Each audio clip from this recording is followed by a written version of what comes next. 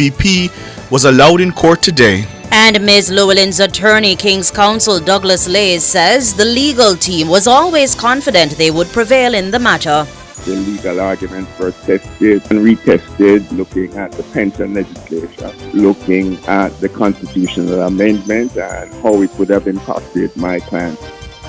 Coyote Satchel sentenced to life in prison for the brutal murder of 8-year-old Daniel Rowe. And Daniel's mother, Sudeen Mason, believes that Satchel got what she deserved.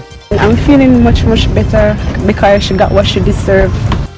The KSAMC has launched an investigation into the development located on Lyndhurst Road following allegations of potential breaches. In news from the rest of the world, Bahamas Air warns of more flight delays over employees sick out. At least 2 are dead and 68 injured after a car was driven into a crowd at a German Christmas market. In headline sports, Jamaica's under-20 women's football team to take on the Trinidad and Tobago Red Angels in today's final of the first Citizen Jewel of the Caribbean tournament.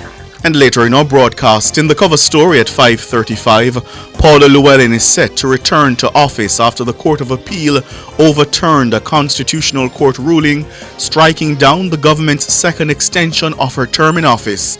Paula Llewellyn will join us. In public opinion at 6:26, we ask Christmas shopping online or local? Give us your comments by logging on to our Facebook page, Nationwide News Network, and by tweeting us at Nationwide Radio and message us on WhatsApp at 876-285-5693. You can also leave your comments on Instagram at Nationwide 90FM. In the nation's business at 6:40, we'll continue to get reactions to the Court of Appeal's ruling. You'll hear from one of the attorneys who represented the Attorney General, Nico Pagan. Also in the nation's business, the woman convicted of the abduction and murder of 8-year-old Daniel Rowe, Coyote Satchel, has been sentenced to life imprisonment. She's to serve 27 years and 4 months in prison before being eligible for parole. You'll hear the details. All these and more as we take you home on air on your mobile. Nationwide 90 FM, nationwideradiojm.com, and on the Nationwide app, available on the Google Play and the App Store. This Friday afternoon, it's Friday, December 20, 2024.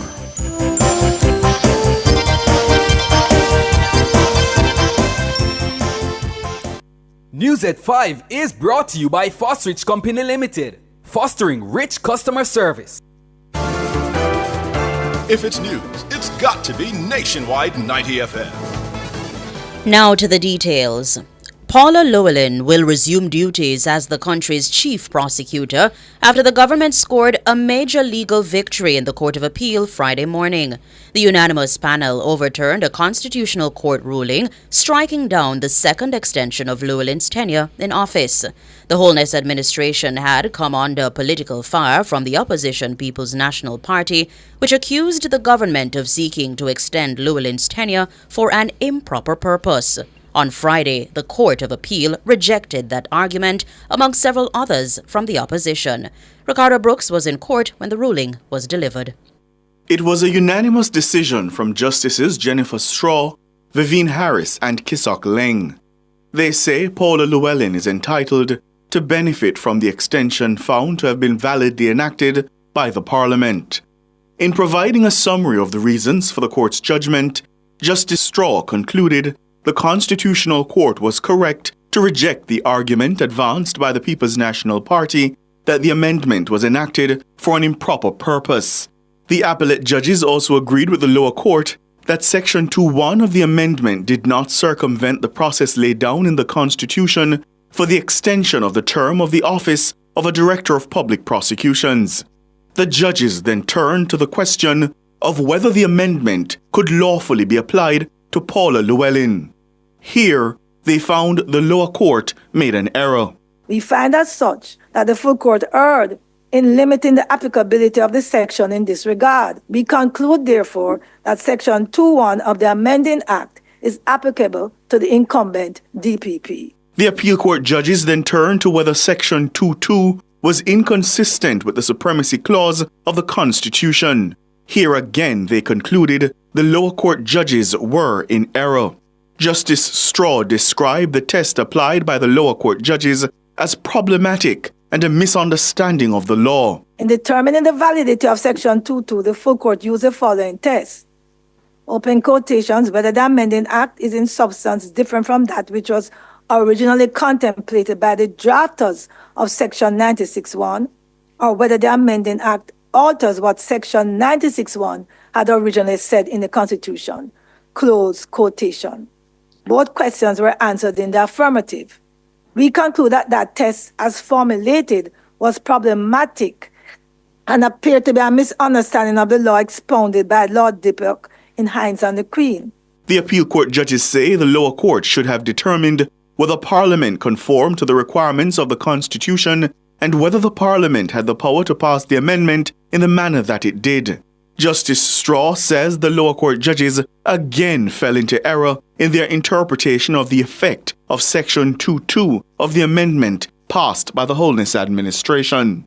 Upon the promulgation of the amending act, the incumbent DPP automatically benefited from the increased retirement age by virtue of Section 2.1.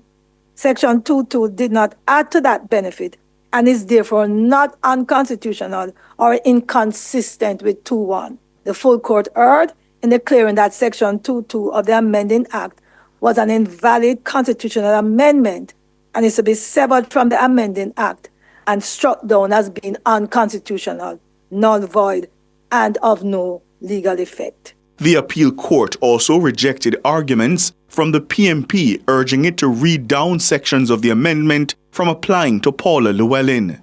They also rejected the lower court's conclusion that there is need for agreement between the Prime Minister and the opposition leader to extend the DPP's tenure in office. They concluded that the consultation does not mean agreement. The Court of Appeal therefore upheld the Holness administration's appeal and rejected the PMP's counter-appeal. The government was represented by King's Counsel Alan Wood, Ransford Braham, and attorneys Nico Pagan and Samoy Campbell. The PMP was represented by King's Counsel Michael Hilton and attorney Kevin Powell. It's understood once the Registrar of the Court of Appeal issues the certificate of the ruling to the Public Service Commission, the acting appointment of Claudette Thompson as DPP is expected to be revoked. Paula Llewellyn will then lawfully be permitted to resume her duties. Her term comes to an end in September of 2025. Ricardo Brooks for Nationwide News. Meanwhile, attorney for Paula Llewellyn, King's Counsel Douglas Lays, says their legal team was always confident they would prevail in the matter. I think we were pretty confident going in because, as I said, the legal arguments were tested and retested. A lot of research background from the whole operations of the pension systems in the civil service and what Parliament was trying to achieve, looking at the pension legislation, looking at the constitutional amendment and how it would have impacted my client's ability to get a pension.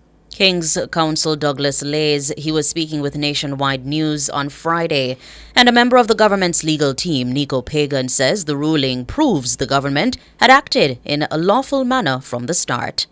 The decision of the Court of Appeal is a welcomed victory for the government. It demonstrates that the government at all times acted lawfully when it amended the Constitution to allow for the increase in the retirement age for the two key senior public officers, being the DPP and the Auditor General. It also demonstrated that the government at all times acted for a proper purpose. Nico Pagan, attorney at law, efforts to reach King's Counsel Michael Hilton were unsuccessful. Meanwhile, the Minister of Legal and Constitutional Affairs, Marlene Malahoo Fort, says Friday's ruling is a stark reminder that the appointment of civil servants should never be the subject of partisan politics. An approach has been taken to implicate office holders and try to politicize them. And you know, the public service has not recovered for the almost 2 decades of politicizing the civil service, when it was a deliberate role of the government of the day to place people whose partisanship mattered to the government more than their professionalism to the people. And we are still trying to recover from that. I want to say to my fellow Jamaicans that our civil service should never be politicized, because we have to understand what the public interest is. We have to understand what the role of government is. Marlene Malahoo Fort. Meanwhile, the Justice Minister Delroy Chuck says the government is extremely pleased with the decision of the Court of Appeal.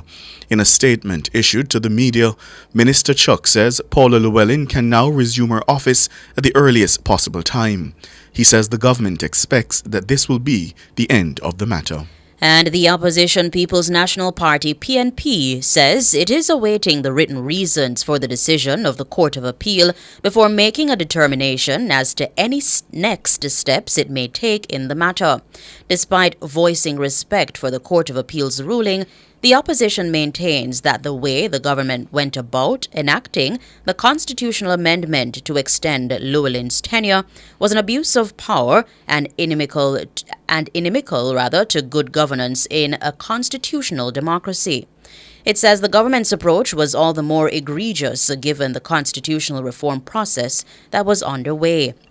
The PNP says it remains steadfast in its commitment to democratic principles and will continue to defend the Constitution. Still in court now, to another matter, Justice Carolyn Ty Powell says life imprisonment is the only appropriate punishment for Kayode Satchel, the woman convicted of the abduction and murder of 8-year-old Daniel Rowe. Satchel is to serve 27 years and 4 months in prison before being eligible for parole. In handing down the sentence, Justice Ty Powell stated that the circumstances surrounding Daniel's death were heinous, savage, callous, and nonsensical. Robian Williams was in court. According to Justice Carolyn Ty Powell, the nuances of Kayode Satchel's action are egregious. In arriving at the sentence, Justice Ty Powell considered the aggravating and mitigating factors. She says she considered the intrinsic seriousness of the case given that a child was taken and murdered by a mature individual. Justice Ty Powell notes the age of Daniel, the fact that she was unharmed, defenseless, helpless, and vulnerable. She says she considered that Daniel was taken from her school, a place where she ought to have felt safe. According to Justice Ty Powell, this speaks to a level of boldness and brazenness on the part of Satchel. At the time of the incident, Satchel was 30, an age Justice Ty Powell believes that she ought to have known better and had the life experience to exercise better judgment. She continued, saying Satchel ought to have been of the mindset to protect as opposed to harm the child. Other aggravating factors outlined are the nature and manner of the killing and the level of trust Daniel had in Satchel. Justice Ty Powell says there was a significant level of premeditation. She adds that Satchel's initial plan morphed into something frightening, dark, and sinister. It was revealed that the day Daniel was killed, June 8, 2023, was the expected due date of Satchel's baby. However, she suffered a miscarriage after discovering she was HIV positive as a result of her intimate relationship with Daniel's father. The judge took note of Satchel's statement saying, quote, "He should lose his child as I lost mine," end quote. Justice Ty Powell says that element of spite and revenge is palpable and appalling as the person who was on the receiving end had done nothing to the accused. Other aggravating factors include the impact on the family of the deceased and the increasing prevalence of children being murdered. Not much weight was placed on the mitigating factors, which included the guilty plea and her good character. For the guilty plea, a 10% discount was applied to her sentence.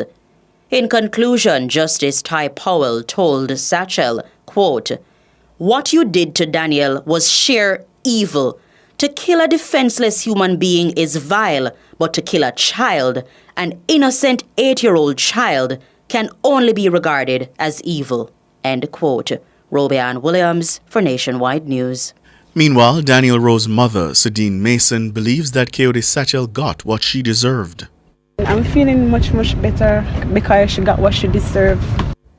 Satchel, who pleaded guilty to the crime, explained that she acted out of anger after discovering she had contracted HIV from Daniel's father. She was sentenced to life imprisonment on Friday.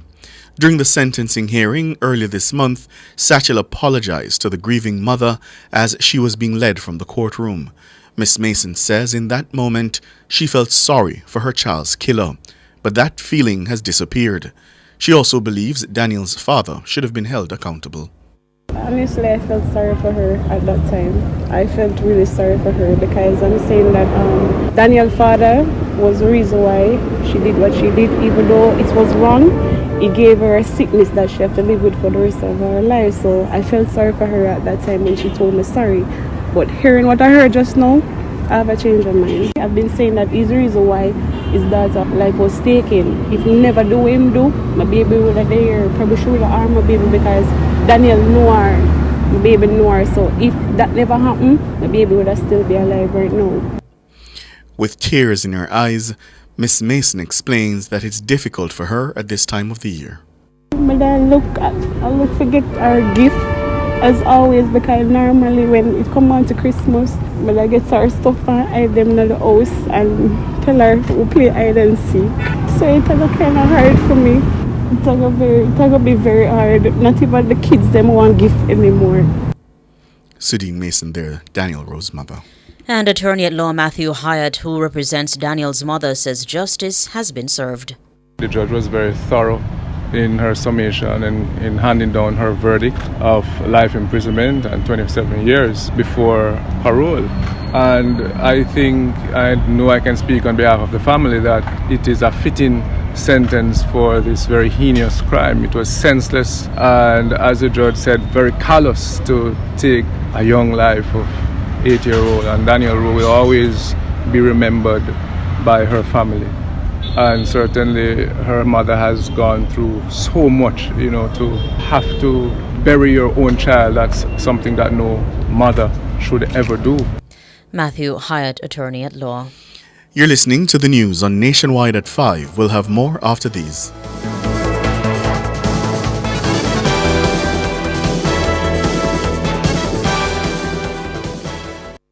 Value Drug Pharmacy offers curbside pickup and delivery of your branded and generic drugs. WhatsApp your prescription to 876-881-6695. The time by Value Drug Pharmacy is... It's 17 minutes after 5. Rentokil Initial offers air purification solutions with triple filtration and unique auto-sensing capabilities that neutralizes malodor and replaces it with clean air. Call Rentokil Initial at 926-4236 for more details. The temperature by Rentokil is 29 degrees Celsius in Kingston, 27 out west in Montego Bay.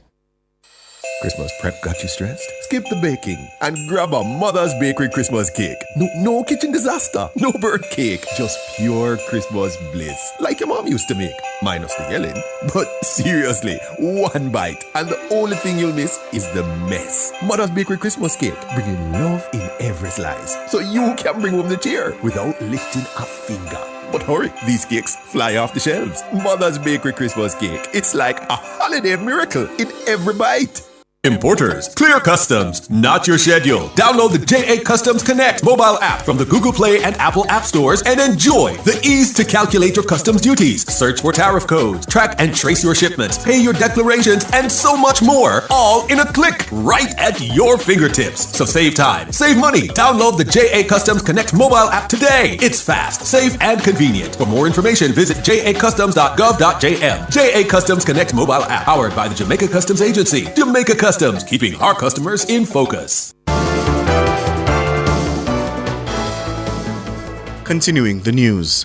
Law enforcement and anti-corruption agents visited the offices of the Kingston and St. Andrew Municipal Corporation, the KSAMC, today as part of an investigation into a commercial development located at 18 3/4 Lyndhurst Road. This follows allegations that the building was recently constructed without the relevant permit from the KSAMC. Nationwide News reported on Thursday that a law enforcement entity had launched an investigation into a business complex reportedly owned by Councillor for the Maxfield Division, the PMP's Dennis Gordon's company. Today, the KSAMC announced that it has launched an investigation into the development. Mahiri Stewart tells us more.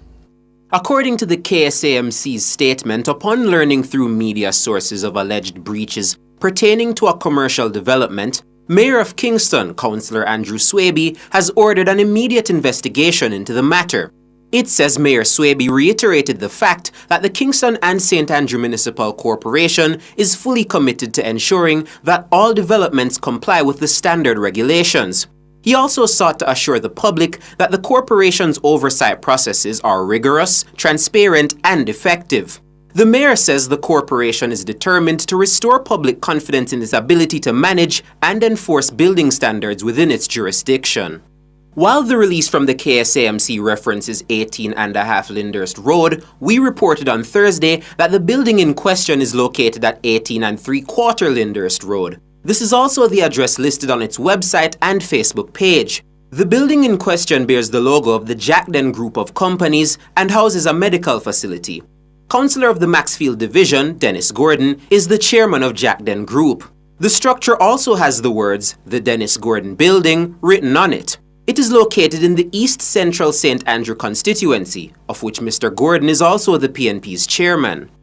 Our sources say law enforcement and anti-corruption agents visited the offices of the KSAMC on Friday and seized files relating to the construction. News of the investigation is sending jitters throughout the KSAMC, which is controlled by the opposition PNP. Mahiri Stewart for Nationwide News.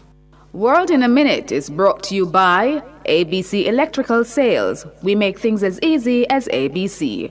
Hose assembly and supply, equipping Jamaica for success. And Charles O'Connor Consulting Network, COCN, driven by international accounting standards, modern technology and integrity. The World in a Minute. Bahamas Air has warned of more flight delays over employees' sick-out, which started on Wednesday. The airline staff, who are members of the Airport Airline and Allied Workers Union, staged the sick-out over a disagreement about money they claim is owed to them. Their action caused massive flight cancellations, leaving many travelers stranded during the busy holiday period. Bahamas Air secured an interim injunction on Wednesday, ordering the employees back to work. But some flight attendants remain off the job. A car has been driven into crowds at a Christmas market in the German city of Magdeburg. At least 2 people have been killed and 68 injured, 15 of them seriously. The suspected driver of the car is believed to be a 50-year-old Saudi Arabian doctor. City officials say early signs indicated it was a deliberate attack. World in a Minute was brought to you by ABC Electrical Sales. We make things as easy as ABC. Hose assembly and supply, equipping Jamaica for success. And Charles O'Connor Consulting Network, COCN, driven by international accounting standards, modern technology and integrity.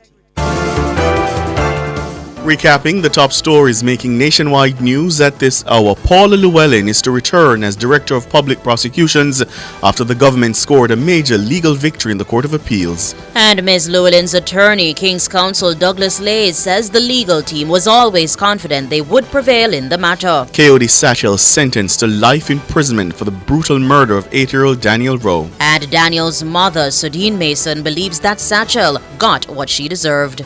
I'm feeling much better because she got what she deserved. Sudeen Mason. I'm Ricardo Brooks. And I'm Robianne Williams. Listeners, you can find the news on our website at nationwideradiojm.com and on the Nationwide app, available on the Google Play and the App Store. News next, the headlines at 6.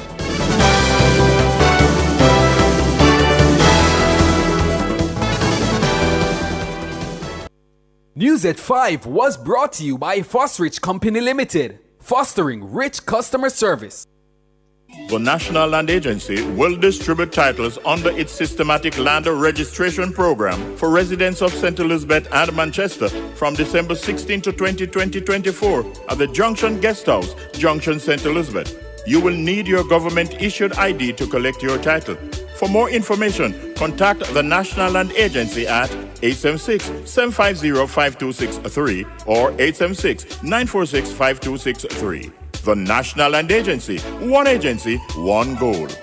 This holiday season, give yourself the gift of a dream washing machine. Buy Speed Queen at Singer from November 15th to December 31st and get the chance to win a washer or dryer in the Speed Queen Dream Clean promotion. Plus, our winner will also get to spread the joy this Christmas and donate a washer to a local children's home. Imagine having more time for what matters most: family, friends, and freedom from laundry worries. Singer and Speed Queen, spreading joy one load at a time. Authorized under Section 58.3 of the Betting, Gaming, and Lotteries Act. Sports at 5 is brought to you by Total Tools. They almost always have it.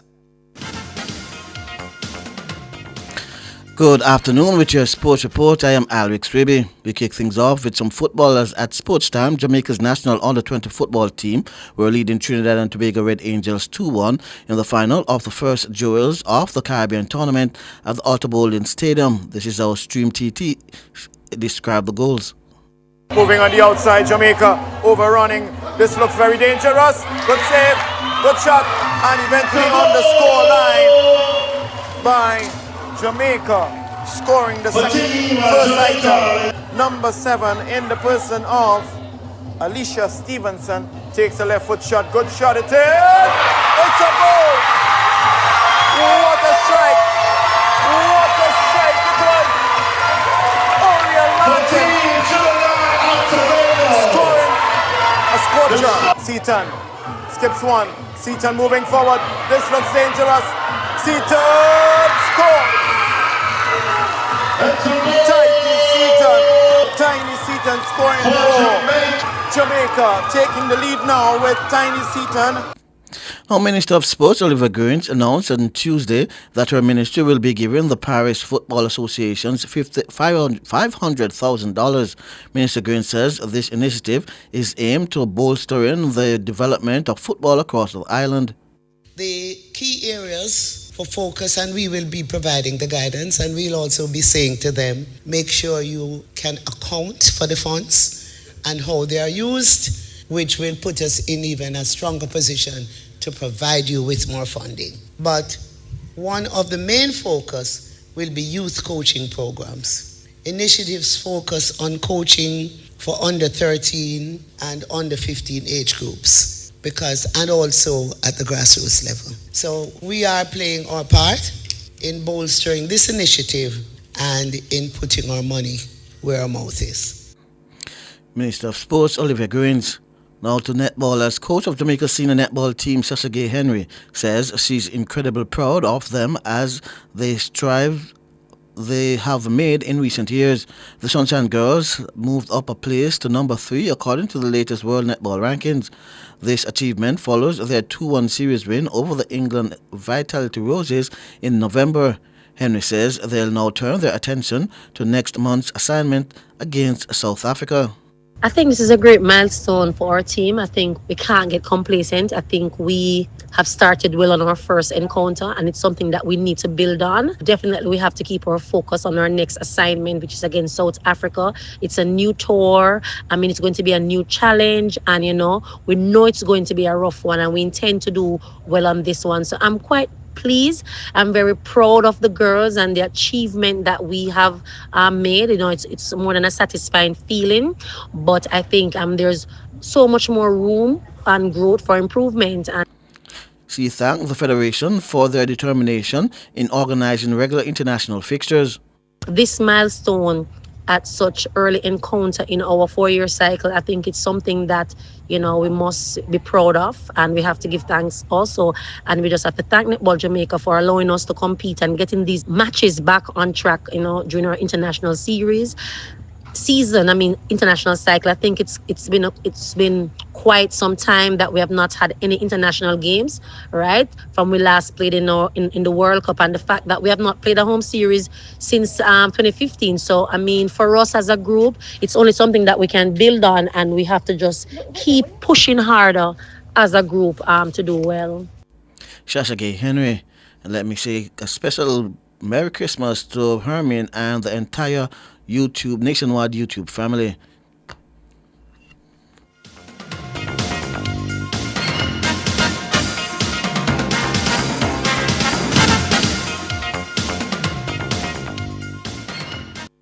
Sports at 5 was brought to you by Total Tools. They almost always have it.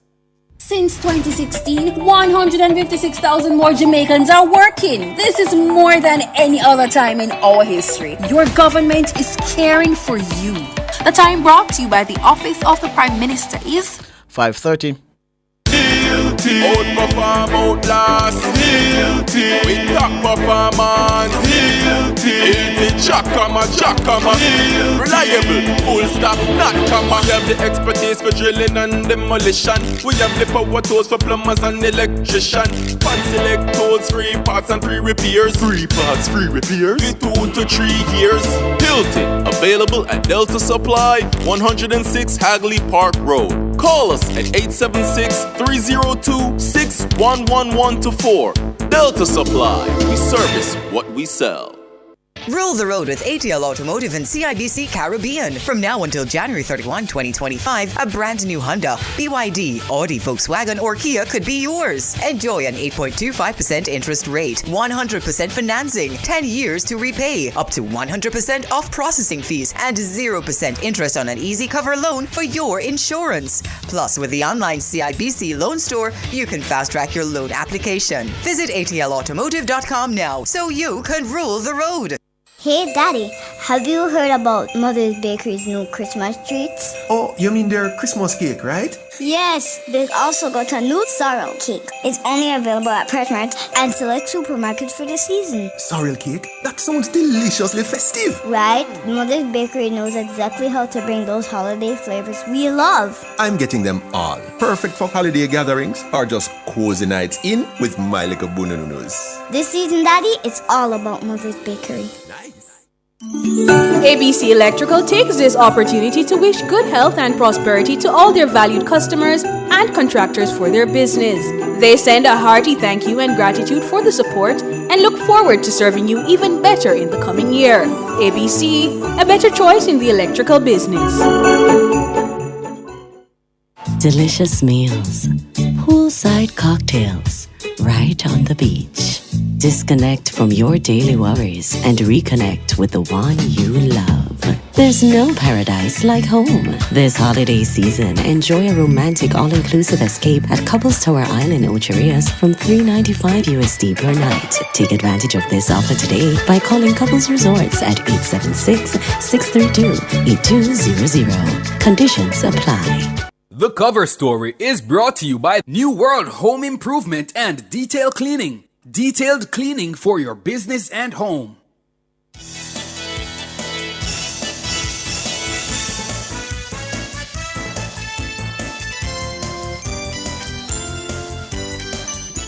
Good afternoon. Thank you so much for joining us here on Nationwide at 5, this very, very busy News Friday. I'm Ricardo Brooks. And my name is Sanjay Lewis. A Friday, Ricardo, that we're expecting to be winding down. Right. It's the last live show of the year, and it's just a lot that's happening. Yeah. But we turn to the first big story that came out of today. Listeners, Paula Llewellyn is clear to resume her duties as Director of Public Prosecutions. This after the Court of Appeal reversed the Constitutional Court's ruling, striking down the government's second extension of her term in office. Well, the opposition PNP had challenged the second extension granted to Paula Llewellyn, and that 2-year extension allowed her to remain in office beyond her 65th birthday. Leader of opposition business in the House, Philip Hallwell, and his counterpart in the Senate, Peter Bunting, had argued that the amendment was enacted for an improper purpose and was therefore inconsistent with the country's supreme law. The PNP had argued that the amendments were done in breach of the separation of powers principles. They had also argued that the amendment violated the spirit of the Jamaican Constitution. And as a counter-argument, lawyers representing the government urged the Constitutional Court to reject what they saw as a radical argument that was being advanced by the PNP. They told the Court of Appeal that the Constitutional Court's ruling was inconsistent and absurd. In handing down the ruling Friday morning, the appellate judges determined that the lower court judges fell into error on several significant grounds. Paula Llewellyn joins us now. Good afternoon, DPP. Good afternoon, gentlemen. Good afternoon to your listeners. I hope you're not inviting me to deal with what my lawyer would be, talking about. No, not at all. Okay, all right. Because I it has been a long day. Yes. I watched you in court today as the ruling was being delivered, and I detected just a hint of a smile. What's your reaction to the ruling? Well, first of all, I want to thank Almighty God. I say this all the time because without His grace, one would not have the resilience to stand up for principle and stay the course and trust the process. I must confess that my feeling is a little dampened because it is just general knowledge that the awful passing of my good friend Barbara Gale has really put a damper on me for this week because she was always so encouraging. She encouraged me to apply for the position of DPP. She has encouraged me throughout many headwinds and challenges that I have faced in my career. And she was looking forward to the handing down of his judgment. Yes. And alas, she will not be here for me to discuss it with her. So I am glad that the matter has been dealt with and that I can continue the process of continuing to give effective service above self in terms of leading my team, mentoring my team, and also transitioning, putting certain things in place that I had already commenced, to make sure that administratively there will be a seamless transfer when I do the Miss Office in September. And that... Go ahead, Sanjay. The process has been lengthy and complex. I want to hear how it affected you personally and also professionally, and how will you remain motivated? How will it motivate you to maintain the position that you currently have of DPP? Well, Sanjay, please tell me, have I had the pleasure of speaking to you before on the air? Yes. Is it the first time I'm speaking? Yes, not the first time. So at another it's station. Not the first time. Okay, yes. Okay. First time here. First time here. First time on Nationwide. Yes. Dare I say welcome to Nationwide? I have been off air for a few months. But the thing is, by nature, I'm a resilient person. I was fortunate where I come from two very, very strong parents, where courage and the work ethic was part of the ethos of our household. Now, for me, I wasn't really concerned about myself, the effect to me. What I was concerned about was my staff. Because when I, in the twinkling of an eye, had to step back, my staff was totally discombobulated. I mean, I hugged so many different people. Remember, gentlemen, I've built the office where on the establishment we have one of the biggest prosecuting offices in the Caribbean. I would say we have the preeminent one because unlike others, including Trinidad, every single case, whether it's complex or not, every case in the Court of Appeal, we handle them ourselves. So we have built up a lot of competencies, and very often we are on demand. We are in demand in the rest of the Caribbean to come and share our experiences. And I was very concerned about my staff. I mean, you had persons who were in tears, and I had to draw on my oft-repeated mantra about having a broad back and having testicular fortitude, mental toughness, to be on that day the consoler in chief and to give my staff a pep talk, to let them know that I will be all right. What is much more important than me is the fact that they remember they are part of a noble office whose function is to deliver good prosecutorial services in the public interest. Your critics... And that was my preoccupation. Your critics say, why her? Why is she holding on? Why doesn't she relinquish office? And can I say something before you go any further? As I reflected on the, is it 6 or 7 male members of the profession who were my predecessors, every single one of them were able to serve their term until they reached the legal age to retire. Mm-hmm. So you ask me that question, and I would say to my critics, is it because I am female why there is this feeling among one or two only people that I should depart from the usual tradition that was observed by my male predecessors and step down before the age of retirement? But they will say Why? to you, What is the DPP, reason? but they will say to you, DPP, that your situation is different because you benefited from 2 extensions. No, I've benefited from 1 extension. You're not counting the one upheld today. No, it is not. Look on what you remember what the court said. The duration, there's an alignment with the Pension Act in terms of all of the public servants. And that alignment means that, like everybody else, the DPP and the Accountant General can retire at 65. So it's not an extension as a term of art as recognized in the process under the Constitution. I'm sorry, but I'm a creature of the law. Fair. So I have to You're do absolutely it. correct.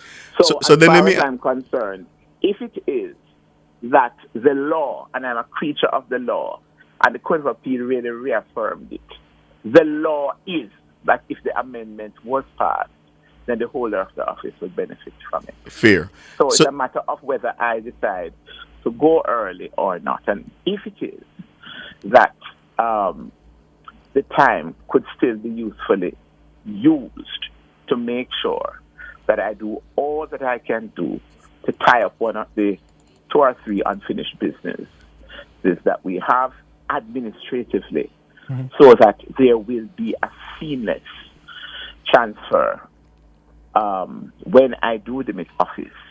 I cannot see why this should be a problem. I am the only DPP who not only had the qualification of years of prosecuting, but also I'm the only DPP who had a senior public sector executive management certification from MIND, which is a certification, a training that trains a lot of persons who take it to be either director generals or permanent secretaries. So I have been able to bring that training to bear in terms of how I have built the office over the years into a 21st century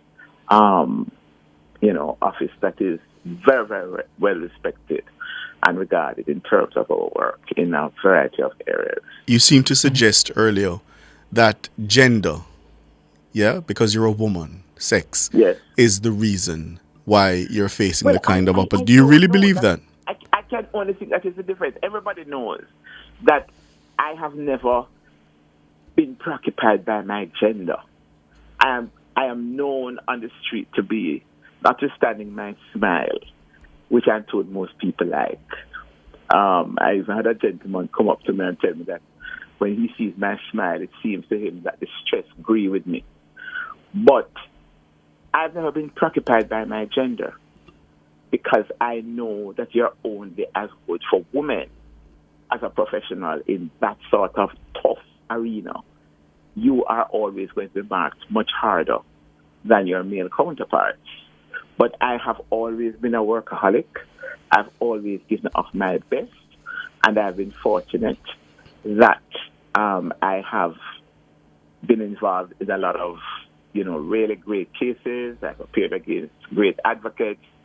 I believe I've done well. I've learned a lot, and I've been able to impart and mentor to many, many, many, many persons who have passed through my hands in the office of the DPP. It is a fact that prosecuting for me has always been a passion. I've never wanted to be a judge. I'm a communicator. And that is something that is known all over the Caribbean. And I like to teach as well. So, and that is it. So I can only think that it could be that some persons Because there is a reason why it is that I was, you didn't have women. There was a time at the office of the DPP, we have a picture, the time when you had like Frank Phipps and Lloyd Barnett, bewigged. It was only about maybe 10 to 12 of them. And there were no women. Mr. Justice James Carr told me that when he was head of the office, only 3 women were allowed at a time. So there may be 1 or 2 of the early directors who may be turning in their grave. But if I do say so myself, when I look back on my time, I have had to make tough decisions. I have done some really, really hard matters as the leader of the chambers with 50 lawyers and about 100 members of staff. But I believe we have done well, and we are very well regarded and respected in the Caribbean for it. Hold it there for us. We're up on the break. Talking to the Director of Public Prosecutions, Paula Llewellyn.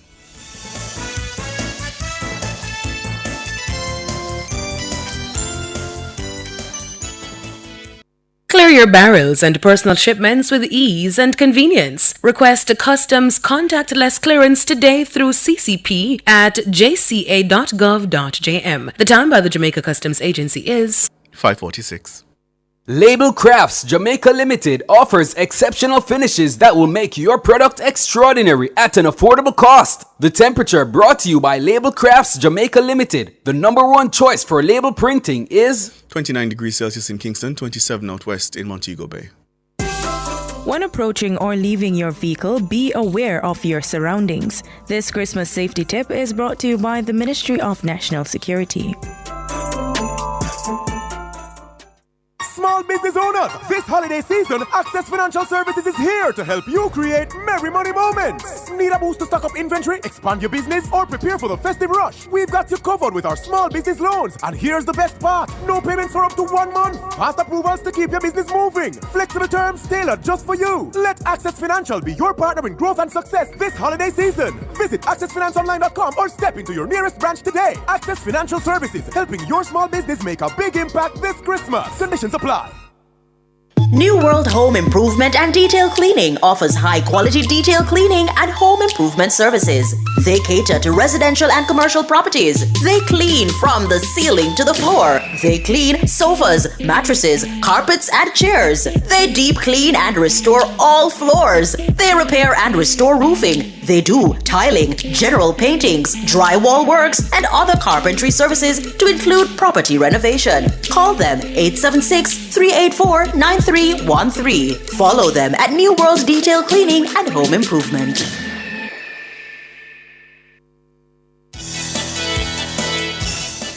Thank you so much for staying with us here on Nationwide at 5. I'm Ricardo Brooks. And my name is Sanjay Lewis. We have with us the Director of Public Prosecutions, Paula Llewellyn. If you haven't heard, the Court of Appeal has cleared the way effectively for Paula Llewellyn to resume her duties as DPP. DPP, I want to play for you a clip, and then I have a question for you after. Here's a clip. When you can have a report that says that 6 people are being investigated for illicit enrichment, it means they then take the government, the public money and enrich themselves. And that it means, And when you have something like that coming up and the government is going to try and attack the body that is put in place to deal with these things that is putting out the report, it must be kakistocracy. The Director of Public Prosecutions inserted herself in the matter before the investigations complete. She start criticizing the Integrity Commission, and therefore I stand from this platform and say, Paula Llewellyn, go on your yard. Nobody don't want you continue in the office because you have already shown your colors. That's the General Secretary of the People's National Party, Dr. Dayton Campbell. DPP, in that clip he says, you have already shown your colors. And I wonder if you worry that going forward now, there is this taint, this allegation that you are biased politically towards the government. Mr. Brooks, you are talking to Paula Llewellyn, who one of the first acts of my office was to oversee and represent the U.S. government in the extradition of Mr. Coke. You're talking to the person who had to make the decision to have a search warrant issued for a minister of government. Was it Joseph? I can't remember his last name, in terms of my role as the authority for mutual legal assistance. Joseph, he was a junior minister. Joseph Hibbert. Joseph Hibbert. Under, I think it was a JLP government. I am very faithful to the code of conduct of a prosecutor. I've been a prosecutor for 40 years. I was a prosecutor long before Dr. Campbell probably even did medicine. I just look young. I have prosecuted and made decisions in many, many, many cases in terms of all political stripes, and my methodology is the same. I assign a team to do the research and look at it and make sure that the team does not know the subject matter. And then we all discuss it and a decision is made. And if it's a matter of high public interest, then I issue a press release, if necessary, to explain to the public. And that has not changed. I believe what Dr. Campbell may have been talking about. Somebody asked me a question publicly, and I indicated that speaking for myself, I have always been of the view that when you have to make a decision that can affect the liberty or the reputation of a subject who is entitled to constitutional protection, then you must be fair. And I don't resile from that. In fact, if you look at a lot of the press releases and you look at clips in terms of interviews of me when I had, for want of a better word, disagreements with positions taken by the then Contractor General, Mr. Greg Christie, I reiterated that sentiment several times. It is a part of my DNA. And in fact, if you look at the case of Barry Randall and the Queen from the Privy Council, a case out of Cayman, they expressly indicate that the overriding objective of any criminal process, especially a trial, is fairness. So what I'm saying is something that is recognized worldwide jurisprudentially. So the fact that Dr. Campbell may have taken it in a different way, well, that is unfortunate. But that would not in any way cause me to act any differently in terms of my methodology when you are assessing a matter. Remember, gentlemen, it's not yesterday I'm a prosecutor. It's not 4 years ago when I applied for the position and I was successful. I was the youngest person. I was deemed to be the most qualified by the Services Commission. And I was the first female. And it is well known in the profession. And the police will tell you, I'm a workaholic. And I will smile with you. And I don't look left nor right. If I have to bring down the guillotine, I bring it down according to the law. And that is why I go out of my way to make sure that we are transparent and accountable and we explain to the public. So, there's a reason why worldwide DPPs are protected if you have a constitutional framework. I hear you Yes. on the professional aspect of Yes. it. But personally, he attacked you. You must have felt hurt by that, to hear yourself being attacked that way from a political You know why? platform. You know why? Because I have rhinoceros skin. The work that I do has made sure of that. Because of the type of character that I have. And I am aware that when you're in high public office and public life, you have to be resilient and you have to be able to take the blows from any source and still remain fair. I have always characterized myself. I could be Sanjay and Ricardo in so disciplined is my thought process, and because of my experience, I could be in a lion's den, and a lion wants to eat me. And the next day, I turned around and I give justice. But don't you according think, to though? the law. But don't you think, though, DPP, that the politics of it, as one lawmaker said today, would have clouded the entire matter and caused individuals to say things because of, the PNP, the JLP saying one thing, may have clouded the entire matter? Listen, you notice that's how the court pronounced their judgment. Can you imagine what you think would happen if the Accountant General, the judiciary, it's the Accountant General, the judiciary, and the DPP who operate according to the Constitution in terms of the administration of justice?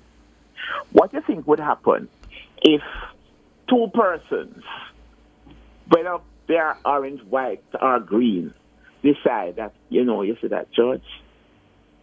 I don't like that judge, Let us start to make a big quarrel and call up the judge's name. And that is certain. In short order, we will hear that the judge has stepped down and resigned. What do you think would happen? What do you think would happen, gentlemen?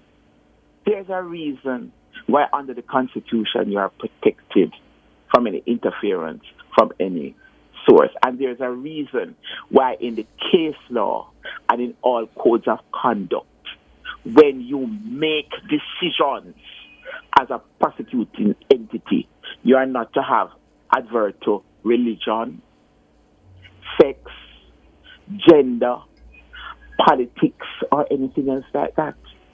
It's in our code. It's in our decision to prosecute. And that is what we are guided by. The moment you start to elevate persons who make unfortunate comments in the court of public opinion for whatever reason, and you elevate it and put it side and side with the law, you are going to be in trouble. It would mean that you couldn't have the Court of Appeal in a small country like Jamaica ever pronounce on anything that would have any credibility. It would mean that it would facilitate the undermining or the destruction of several institutions.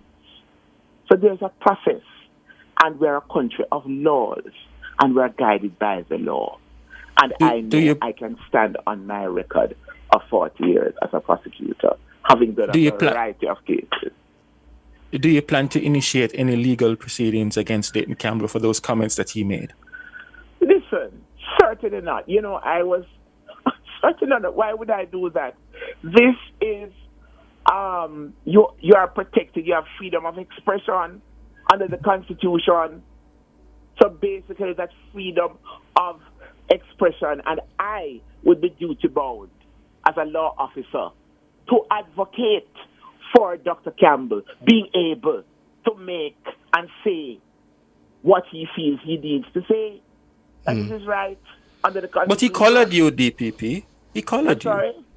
He collared you. He in a sense suggested that you're supporting the JLP. Listen. When I was involved in the process of extraditing Dudus, and I also prosecuted Zeke, I had to deal with certain headwinds. And in fact, if you talk to Douglas Lays, he was then Solicitor General representing the government of the day. As the competent authority for extradition, I was representing the U.S. government, and I never forget, there was a standoff for nearly 9 months where the government of the day refused to sign the authority to proceed. Did I wilt? Did I flutter? Did I blink? No. Douglas Lays and I knew each other from law school days, and we were good friends. And I remember one night, because we both used to work late every night in office, 8 o'clock, 8:30, 9 o'clock. And I think he called me at about 8:30 the night, and we were both in office. And just to confirm that the then government of the day, was not signing the authority to proceed, which I would have had to convey to the U.S. Government.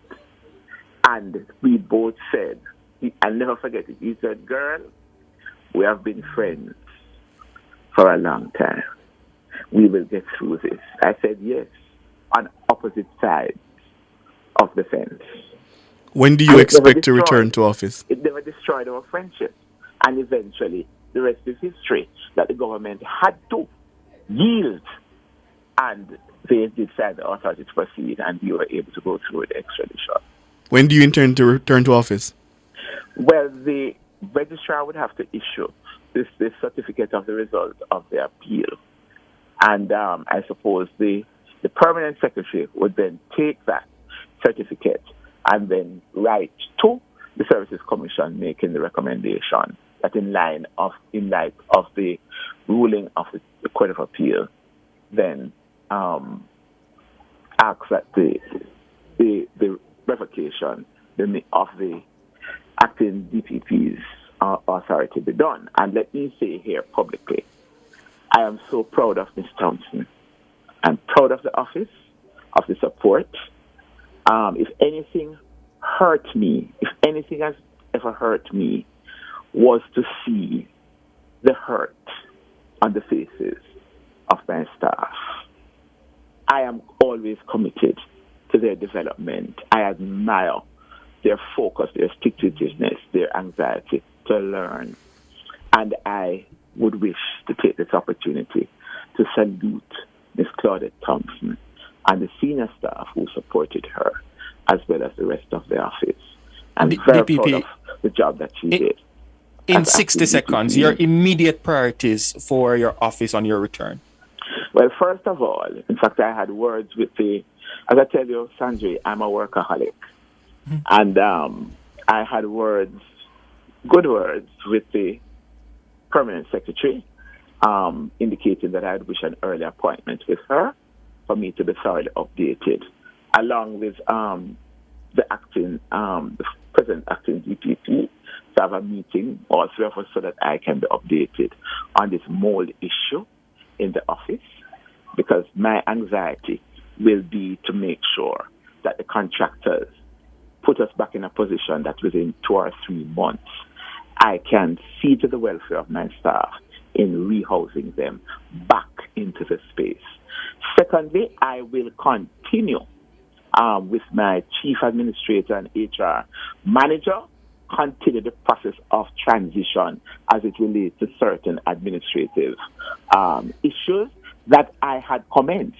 And it's because I had commenced it why we were able to have a fairly seamless transfer to Ms. Thompson. So there are certain to-do things that I would like to complete. I also would like to continue to take the whole issue of unification between the Office of the DPP and the Clerk of Courts from greater distance before I demit office. We have to leave it there. There are other things too, but remember that the DPP does 2 jobs. One is strictly legal under Section 94 of the Constitution, and the other one is administrative, where you have to deal with strategic planning, the staff orders, procurement, the budget, and a lot of other administrative imperatives. Have to leave but it remember, there. finally, to be DPP, testicular fortitude, wisdom, strength, courage, and one's faith in God, and of course, a great work ethic always helps you to stand up for principle and to do the right thing. Congratulations. Of the public. Congratulations, Paula Llewellyn. Thank you very much. Have a good talking to you all. As always. I'm sure you will have a wonderful weekend also. In a funny kind of You way. sort of missed us. Well, I'm sure we'll have many more interviews in the next 9 months. Now, Sanjay, I have to put on my armor because Oh, I'm back in the arena where I'm talking to you guys in the media, right? Paula Llewellyn, Director of Public Prosecutions, expecting to return to office shortly, yeah? All the best for the Christmas and the New Year to you both and to your listeners. You too, DPP. All the best, thank you. Her term of office now will continue until September 2025. We apologize for the late start of the headlines. The headlines are next.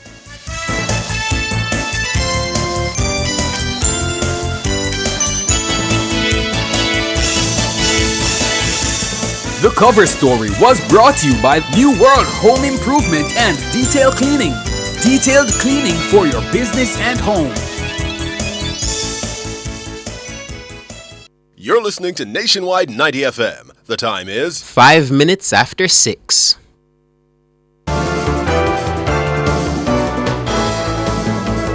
Nationwide headlines at 6. Good evening with the headlines at 6. I'm Mahiri Stewart. Paula Llewellyn will resume duties as the country's chief prosecutor after the government scored a major legal victory in the Court of Appeal on Friday morning. The unanimous panel overturned a constitutional court ruling striking down the second extension of Llewellyn's tenure in office. It was a unanimous agreement from Justices Jennifer Straw, Vivian Harris, and Kisak Lang. They say Paula Llewellyn is entitled to benefit from the extension found to have been validly enacted by the Parliament. In providing a summary of the reasons for the court's judgment, Justice Straw concluded the Constitutional Court was correct to reject the argument advanced by the People's National Party (PNP) that the amendment was enacted for an improper purpose. Meanwhile, attorney for Paula Llewellyn, King's Counsel Douglas Lays, says their legal team was always confident they would prevail in the matter. I think we were pretty confident going in because, as I said, the legal arguments were tested and retested. A lot of research background from the whole operations of the pension systems in the civil service and what Parliament was trying to achieve, looking at the pension legislation, looking at the constitutional amendment and how it would have impacted my client's ability to get a pension. That's King's Counsel Douglas Lays. He was speaking on Nationwide News on Friday. And the opposition People's National Party, PNP, says it's awaiting the written reasons for the decision of the Court of Appeal before making a determination as to any next steps it may take in the matter. Despite voicing respect for the Court of Appeal's ruling, the opposition maintains that the way the government went about enacting the constitutional amendment to extend Llewellyn's tenure was an abuse of power and inimical to good governance in a constitutional democracy. Justice Carolyn Ty Powell says life imprisonment is the only appropriate punishment for Coyote Satchel, the woman convicted of the abduction and murder of 8-year-old Daniel Rowe. Satchel is to serve 27 years and 4 months in prison before being eligible for parole. Justice Ty Powell says there was a significant level of premeditation. She adds that Satchel's initial plan morphed into something frightening, dark, and sinister. It was revealed that the day Daniel was killed, June 8, 2023, was the expected due date for Satchel's baby. However, she suffered a miscarriage after discovering she was HIV positive as a result of her intimate relationship with Daniel's father. Meanwhile, Daniel Rowe's mother, Sudeen Mason, believes that Coyote Satchel got what she deserved. I'm feeling much better because she got what she deserved. And finally, murder-accused Leota Bradshaw and 2 of her co-accused were denied bail after appearing in the Supreme Court on Friday.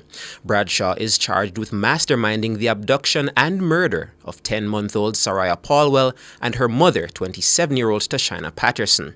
Saraya is the daughter of East Kingston and Port Royal MP Philip Paulwell. Miss Patterson and Saraya were kidnapped and murdered on September 9 last year. A month later, Bradshaw was arrested in connection with the murders and has been in custody since.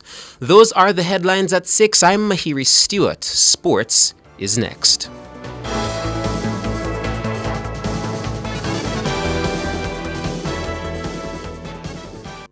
Is your money idling when it could be thriving? With CIBC Caribbean's fixed deposit offering, you can take charge of your cash. With 50,000 Jamaican to start, choose terms from 30 days to 2 years. Lock in your funds and enjoy premium rates guaranteed to grow your wealth. Whether you're eyeing short or long-term gains, our fixed deposit account puts you firmly in control of your money. Now is the time to open a CIBC fixed deposit account and start earning more today. CIBC, ambitions made real.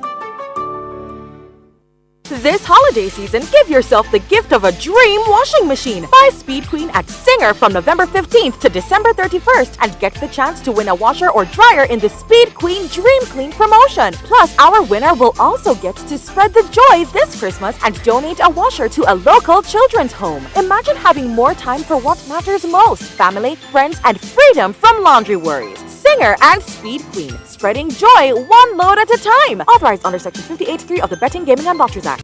Pizza Hut of the amazing four. Pizza Hut, best of 4 worlds, everybody happy. 4 delicious flavors, Pizza Hut only. 4 different pizzas, only one place, one less just to make. Pizza Hut, the amazing four. No pressure, easy choice, plus it tastes better. The amazing four. Pepperoni, Hawaiian, vegetarian, and chicken chop. There's no pressure to choose with Pizza Hut's amazing four. 4 delicious flavors, one less choice. Order at 876-7554-HUT for call and collect or delivery. Pizza Hut, now that's delivery.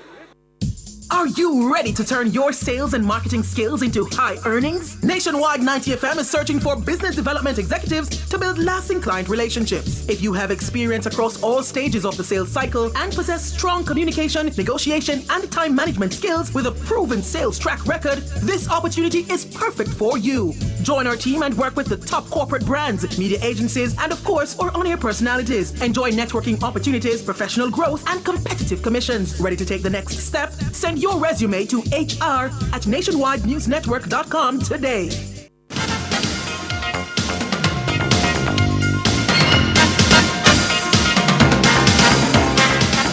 Good evening with your sports report. I am Alex Wibby. We kick things off with some footballers. Jamaica's national under-20 football team are the champions of the first Citizen Jewels of the Caribbean tournament after beating Trinidad and Tobago Red Angels 2-1 in the final at the Otterbourne Stadium today. The young Reggae Girls ended the tournament undefeated with 4 wins and a draw. This was how Sportstream TT described the goals.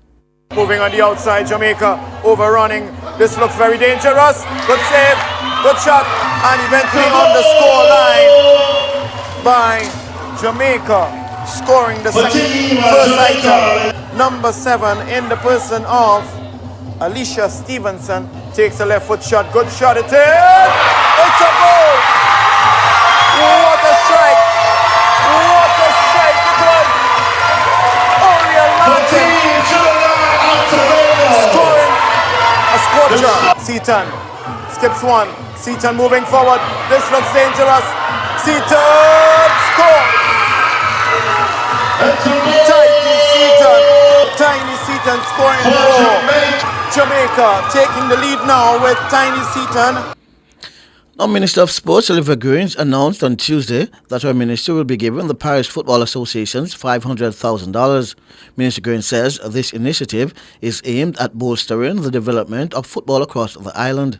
The key areas for focus, and we will be providing the guidance, and we'll also be saying to them, make sure you can account for the funds and how they are used, which will put us in even a stronger position to provide you with more funding. But one of the main focus will be youth coaching programs. Initiatives focus on coaching for under 13 and under 15 age groups, and also at the grassroots level. So we are playing our part in bolstering this initiative and in putting our money where our mouth is.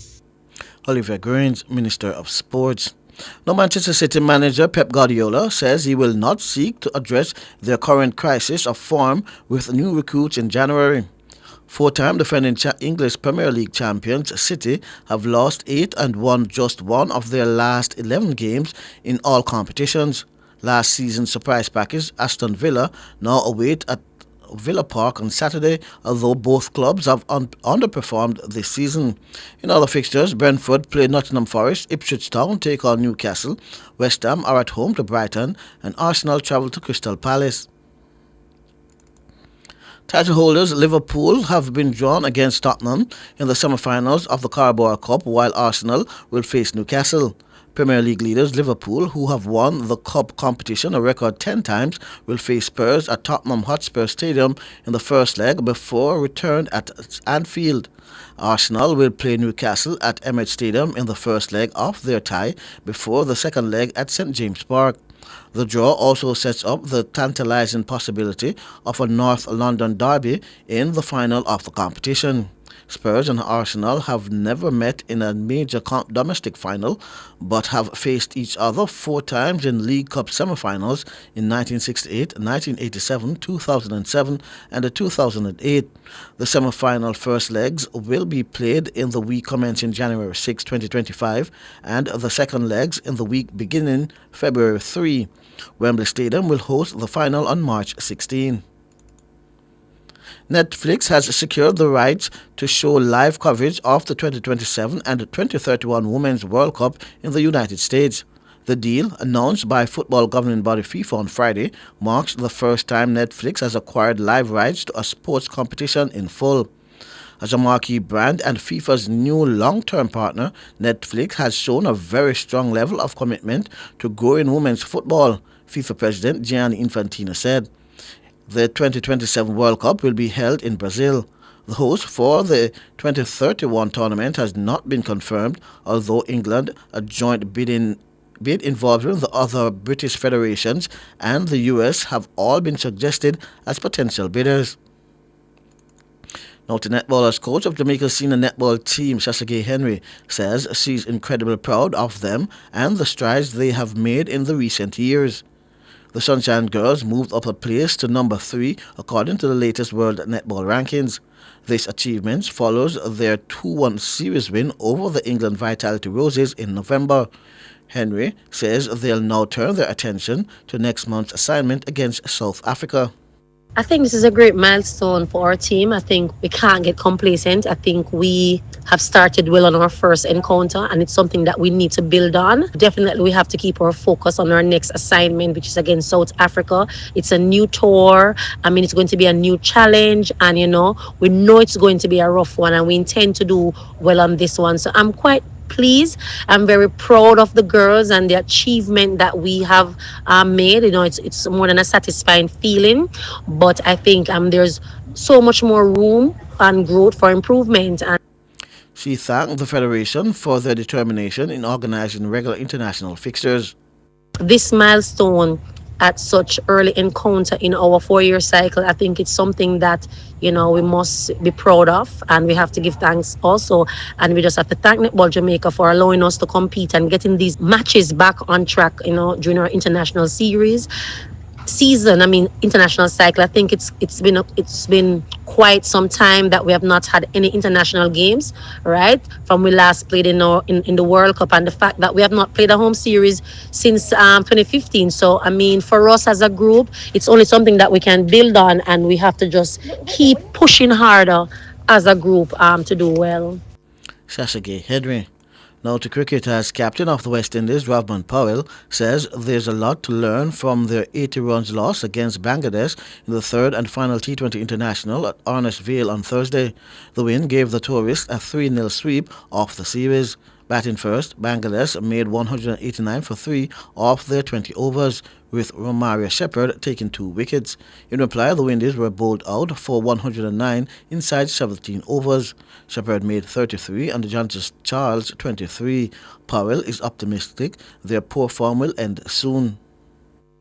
All good things must come to an end. All bad things must come to an end also. It's just disappointing that we have finished the year so badly as a T20 group. But when you look on the duration of the year, we have played some good T20 cricket, but just not for long enough periods. Several fans left the venue before the end of the match. Powell says they owe the people of the Caribbean something to smile about. You know, we owe the people of the Caribbean to play good cricket. You know, it's our job. And, you know, this series we haven't been able to do that. So it's a bit disappointing. Rothman Powell. And finally, in athletics, world 500 meters silver medalist Mohamed Khater has received a 4-year ban for tampering after he was found to have falsified travel documents submitted during an investigation into missed doping tests. The 26-year-old Spaniard was suspended for 2 years by the Athletics Integrity Unit in February for missing 3 doping tests in 12 months. But during its investigation, the AIU discovered that on the date of one of those missed tests, February 28, 2023, Khater had altered his travel itinerary, boarding pass, and booking confirmation in an attempt to mislead investigators who were looking into where he was that day. The AIU requires athletes to log their whereabouts to assist on unannounced out-of-competition tests. The 4-year ban will run concurrently with Khater's previous sanctions, extending his suspension until February 2028. And that's all the time we have for you for sports. I am Alex Raby, and before I go, let me say good evening and Merry Christmas to Erica Bennett from our YouTube family and the entire YouTube family. Good evening and Merry Christmas.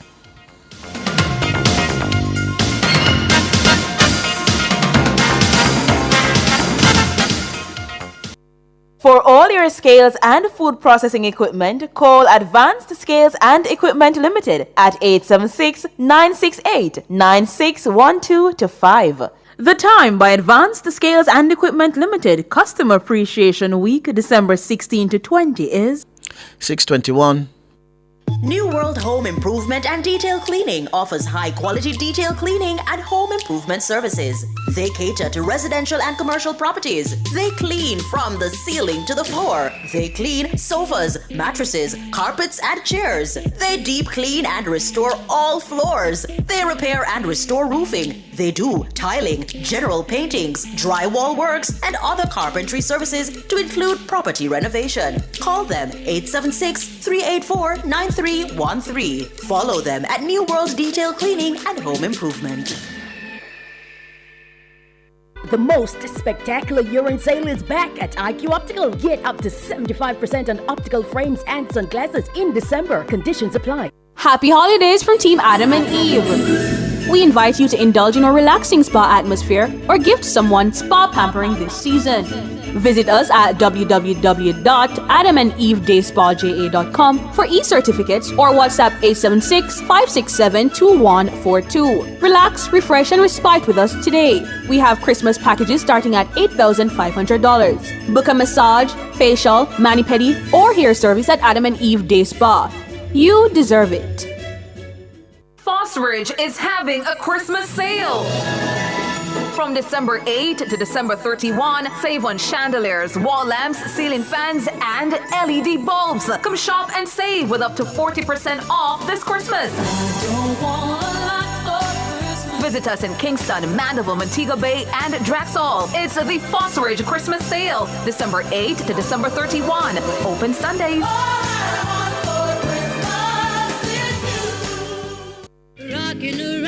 Tune in to the Design Studio from 1 to 3 p.m. as we broadcast live from Lane Plaza, 2 to 4 South Avenue on Saturday, December 21.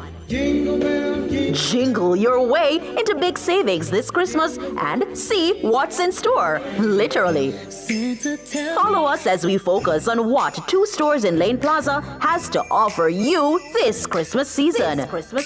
So come to Lane Plaza, 2 to 4 South Avenue with Design Studio, Saturday, December 21 from 1 p.m. to 3 p.m. All this and more only on Nationwide 90 FM, the new revolution in media. This broadcast is brought to you by Deskel Collection, Deskel Event Decor, Deskel Home Decor, and Shay's Wellness Spot.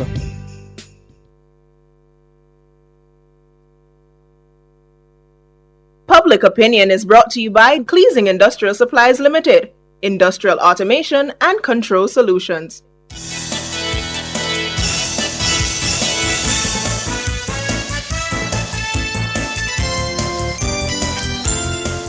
Good evening, and welcome to Public Opinion. I'm Roby Ann Williams. A special good evening to our friends on our YouTube platform. Thank you so much for tuning in. We invite you to weigh in live in the comments section on today's Public Opinion. And it's 5 days till Christmas. We're still counting down. It's another lively edition of Public Opinion, the TGIF edition of Public Opinion, and we're diving into the topics that spark conversations. Yeah? As the holiday season kicks into full swing, the question on everyone's mind is Christmas shopping. Do you go online for convenience, or do you keep it local to support the community? So with the rise of online shopping giants offering deals at the click of a button, some say it's the ultimate way to beat the Christmas rush. But I would running up and down the crowd.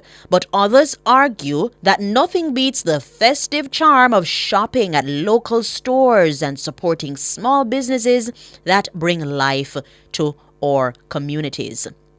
I also take note of the recent controversy online. Yeah? Auntie Donna go stir up ants nest, urging us Jamaicans to shop locally. She said downtown scanty. Yeah? She not see no shopping a go on downtown because people are buy pan some website. Some online website. Yeah? So, we're asking in Public Opinion this evening, Christmas shopping, online or local? Turning our attention to the comments on our Facebook platform, where Ella Rita Mitchell is saying, boy, online lacks vibes and excitement. Nothing beat moving around Jamaican people in the festive season. It's memorable. Your children won't forget. And she's saying, take your children holiday shopping. It creates memories. Yeah. Grand Market Night. I have some memories of Grand Market Night. Salome Paul is saying, even though online is convenient and cheaper, going into the stores at this time of the year, especially if you have young kids, is a whole different experience. I agree. I agree, especially with the young children. Marvin Reed says, online lacks the feel-good effect of going into a mall. El Comandante Mendez is saying online he prefers to do his Christmas shopping online. We say cheap and clean round here. That's according to El Comandante. But it's a cheap and clean. No shame in your game. That is it. Tanya Huggins is saying none of the above. While Philip Jackson is saying shop where it's worthwhile. Value over hype. Be moderate. Remember, as long as you have life, 2025 is on its way. January morning, still a keep. And I want to listen January of 90 days in it. Okay. Eunice Anderson is saying none of the above, while Arlene Kelly prefers online shopping. Merlene Fraser also saying that online is cheaper most times. Original Boss Lady saying she supports the local Christmas shopping experience. Michelle Bernard is being cheeky. She's asking which line, clothesline or fish line? Colleen Alexandra is saying online take 2 weeks, so local. There's also that consideration, the length of time that it takes to get your stuff when you buy it. So you have to buy in advance. Like if you want a Christmas gift, say from in October, you have to start considering what is it that you're going to buy, because after a certain period, the couriers, they shut off from shipping. Annette Wheeler is saying straight online shopping is the same thing selling local for $1 million. Robert Ranger says none. Ricardo is saying that Shein are the hot topic. Okay. Clifton Ricardo is saying online or get left behind. And I noticed that local stores have opted for the online option as well. Natalie Winter is saying local. Yeah, local to her thing. Valentino saying online. Yeah. All right, let me see if I can get to the comment. I saw one comment on X. Yeah. The Patriotic is saying online. People tired of the knockoff goods, but I want to listen. Knockoff goods, they online too. Anyway, you take it, the knockoff goods, them did it, right, books? Yeah, knockoff goods are sell online. If you're just joining us, we're inside the court of public opinion. The question we're putting to you, it's the festive season, and I hope by now everybody do them Christmas shopping. But we're asking, which do you prefer? online shopping or local? Let me see if I can get to the comments on YouTube. Marvelous Marvin is saying local every time, straight, even though our people, some of them, can be real cheeky at times. Rose Chin says online all the way. Andrea Dung says telling us to go support local merchants or higglers. Maxine Anderson, online clothesline. I don't love it because sometimes the clothes don't look good. Sometimes you buy some things online and when you get it, you said, then I really dismissed order. You go back and look on the order and not it. Sometimes, in instances. All right. Marlene P saying online all the way. Donovan is saying that he doesn't like online. He likes to see and touch what he's buying. And I know that many people will agree with you. Ricky NYC is saying online because the same people them downtown will harass you, cuss you, and set up people to rob you. Wow. Those sellers better go farm or bake. Wow. Ricky, harsh. But yes, it's your opinion and we respect it. Let me see if I can get in some more. Gertrude, thank you so much. Yeah. What you say you want when I Christmas at? Let me see. Brick is saying, I wish the media would not help to oversell Christmas. Okay. Too many people are without the basic needs, so no shopping. Well, Brick Road, to each his own in a Brick Road. If you know that you do not have the basic needs and you cannot afford to shop, then that's okay. You can't put your hat where you can't reach it. My grandmother always tell me that. So, it has to do with what you can afford and what you can do. We're not overselling it, I would think, but we do respect your opinion. Mick Huell is saying support the entrepreneurs. Sidney Wilson is saying online. Godfrey Smith saying strictly local unless I cannot source it in JA. Yeah? Let me see if I can scroll up and get some more of these comments. Stacy is saying, I prefer to do my shopping online. I overspend when I go to the malls in Canada. Yeah. Rose Chin says online all the way. I read some already. D.S. Isaacs is saying online shopping 365 days of the year. Okay. Kudos to you. Money up. Marlene P says some of the higglers don't have any manners. Herman is saying Donna shop online too. Ooh. Ansness has stir up this so. Jillian is saying Shein. David Nabar is saying that I don't like to shop online. I go local. Herman saying online shopping is good. Downtown shopping can go online. Yeah. All right. Let me see if I can scroll to the bottom. Iron Lady is saying, I change my mind. So me not trust no man. Where we? Okay, you're referring to something else. Yes, Isaac says, I hear you. 365 days of the year. Money turn right up. Don't it? Yeah. All right, guys. I'm getting the wrap-up signal. It's the last public opinion for 2024. It's been an absolute pleasure reading your comments.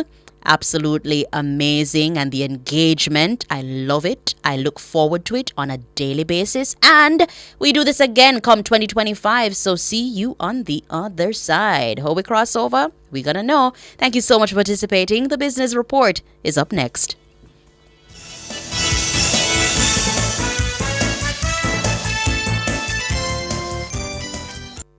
Public Opinion was brought to you by Cleasing Industrial Supplies Limited, Industrial Automation and Control Solutions. Drive the most exciting new vehicles in Jamaica. Schedule your 2024 Ford Ranger pickup or Ford Everest 7-seater SUV test drive now. Call or visit KIG today. The time by KIG is 6:33. Annual eye examinations not only assess your vision but may be life-saving. Eye tests may detect serious health issues that go beyond your vision. Call IQ Optical to schedule your comprehensive eye test today. The temperature by IQ Optical is 29 degrees Celsius in Kingston, 27 out west in Montego Bay. Hello, good evening, and welcome to Nationwide's Business Report, the last one for 2024. I'm Robianne Williams. The Bank of Jamaica BOJ has announced a further reduction in its policy interest rate to 6% per annum. That's according to a statement from the central bank on Friday. The reduction becomes effective December 23, 2024. Now, this marks the fourth consecutive rate cut in 2024, a testament to the bank's confidence in the stability of Jamaica's inflation environment. The decision was made during the Monetary Policy Committee meetings on December 18 to 19, 2024. It was driven by a consistent decline in inflation rates. Further afield, more than 11,000 Starbucks baristas in the U.S. have begun a 5-day strike in a dispute over pay and working conditions. The walkouts began on Friday at stores in Los Angeles, Chicago, and Seattle, Starbucks Workers United said. The union added the strike action would spread each day and reach hundreds of stores by Christmas Eve unless a deal is reached. It follows the union calling for the coffee shop giant to raise wages and staffing, as well as implement better schedules for its workers. And finally, in the currency markets at the close of trading today, it cost 156 Jamaican dollars and 83 cents to buy $1 US, 197 Jamaican dollars and 49 cents to buy the British pound, and 110 Jamaican dollars and 60 cents to buy the Canadian dollar. That's the business report. I'm Robianne Williams. Merry Christmas when it comes, and a happy, happy New Year. Good evening.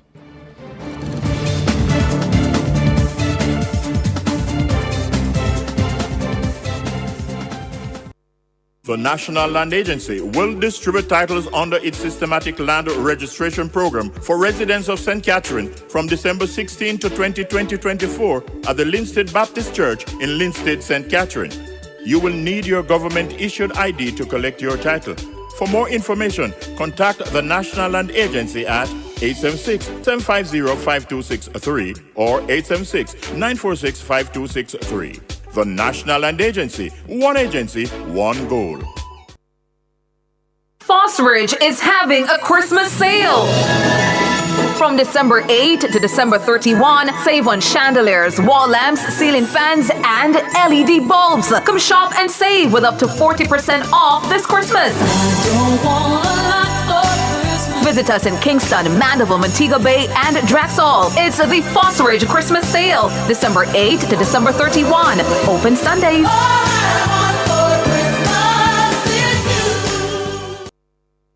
Are you ready to turn your sales and marketing skills into high earnings? Nationwide 90 FM is searching for business development executives to build lasting client relationships. If you have experience across all stages of the sales cycle and possess strong communication, negotiation, and time management skills with a proven sales track record, this opportunity is perfect for you. Join our team and work with the top corporate brands, media agencies, and of course, our on-air personalities. Enjoy networking opportunities, professional growth, and competitive commissions. Ready to take the next step? Send your resume to hr@nationwidenewsnetwork.com today. Not a mercy. This one is very classic, dedicated to all schoolers who are taking beats. If you've ever struggled to pass an exam, then you'll know that students today are under great pressure to get good grades and secure qualification needed to move on to higher education. The problem is that too many students are struggling alone and could really benefit from connecting with hardworking teachers and other bright students in other parts of the country and the region. Join me, Dennis Brooks, this and every Friday evening from 8 to 9, with a repeat on Saturday morning from 8 to 9. For the A-Team, a study group on radio, my team of teachers, students, and experts will break down the syllabus, giving you information, tips, and past paper questions that will help you get top grades in your upcoming exams. Follow us on Facebook Live and on Twitter and be a part of the community. It's the A-Team, Fridays at 8 p.m. with a repeat at 8 o'clock on Saturday morning. It's your free extra class on radio and social media. And it's right here on Nationwide 90 FM, the revolution in media. Revo.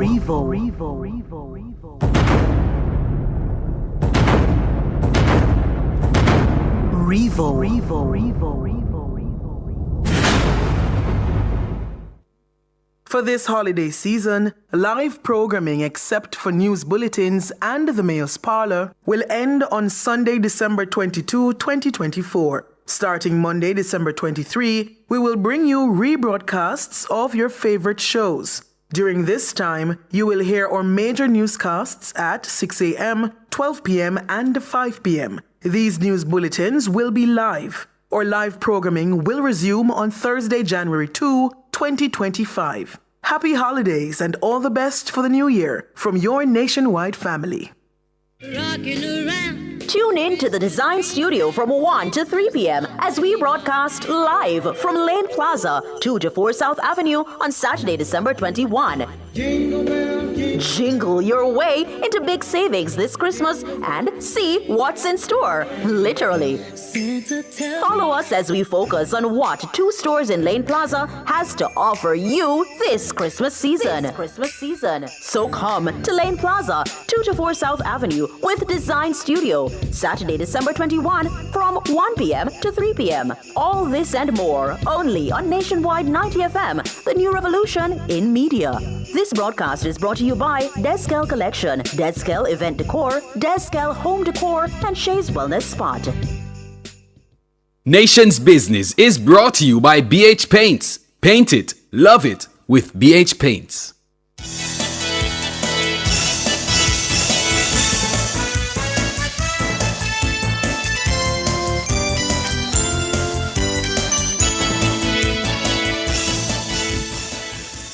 Good evening. Thank you so much for staying with us this Friday, December 20, 2024, winding down, and the office is festive, I should tell you, Sanjay. Very festive. Yeah. We're getting more reactions, listeners, to the Court of Appeal ruling this morning. Sanjay? Well, as you heard earlier, the DPP, Paula Llewellyn, is clear to resume her role as Director of Public Prosecutions. This after the Court of Appeal reversed the Constitutional Court's ruling, striking down the government's second extension of Llewellyn's term in office earlier on Friday. The opposition PNP had challenged the second extension granted to Paula Llewellyn. With us now to discuss a member of the government's legal team, representing the Attorney General, Nico Pagan. Good evening, Mr. Pagan. Hi, good evening, Mr. Brooks. How are you? I am doing well considering the circumstances. My co-host is Sanjay Lewis. Good evening, Mr. Pagan. All right, just to say we reached out to the attorney representing the opposition PNP, Casey Michael Hilton, and we also reached out to members of the opposition to invite them to the discussion. We have not received a response. All right, so Nico Pagan, in the newscast, I heard you saying that what this ruling does, it proves that the government always acted lawfully. Talk to our listeners about why the government felt it was so important to appeal. It was important to appeal for a number of reasons. Number one, let us note certain facts for your listeners. The full court of the Supreme Court agreed with the Attorney General that the government did not breach separation of powers when it passed the amending act. That's number one. Number two, the full court in the Supreme Court also agreed with the Attorney General that the amending act was passed for a proper purpose. So they rejected the argument of the applicants, Paulwell and Bunting, to say that the government acted for an improper purpose. The sole issue which contemplated a decision which caused a portion of the amending act to be struck down was in relation to a test that the full court had applied in relation to Section 2.2 and misconstrued the fact that it was the first aspect of the amending act that allowed for the increase of the age of retirement for the DPP, as well as the Auditor General, by consequence of law. So it was important for us to appeal. Nico? Mr. Pecan? No, seems we've lost him. Yeah. Gonna try to reconnect. Nico Pagan there, Sanjay, explaining the reasoning that went into the government's decision to appeal. Because, Yep. the truth is, whether fortunately or unfortunately, there are people who are sort of keeping tally, sort of saying the government doesn't win big legal cases. Yeah. It And unfortunately I'm sure the became government. Yeah. Yeah, go ahead. No. I was just extending the point that you're making, and I was saying that I'm sure the government is also happy this afternoon, based on just the brief comment that we got from the Legal and Constitutional Affairs Minister, and also that press release from Delroy Chuck.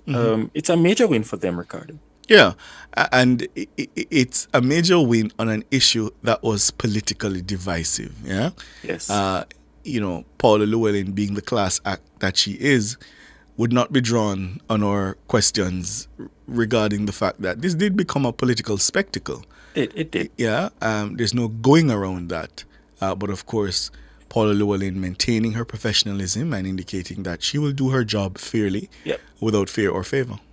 And which is why also, Ricardo, it is important to hear from the opposition, one, and also, I agree with you. You have said this outside of being here, that this may be the end of the matter, but we want to hear from the opposition to see, will they be taking it even further to challenge the ruling today? They seem to be leaving the door open. They say they're waiting for the written judgment and then to see what next steps they may take. I don't know what the logic or wisdom in an appeal would be at this stage, but I don't advise them. Yeah. Nico Pagan is back with us. Nico? He's back. Okay. Yes, I'm back. Yes, sorry. So you were laying out the reasons for why the government thought it's so important to appeal. Yes, and let me just summarize quickly.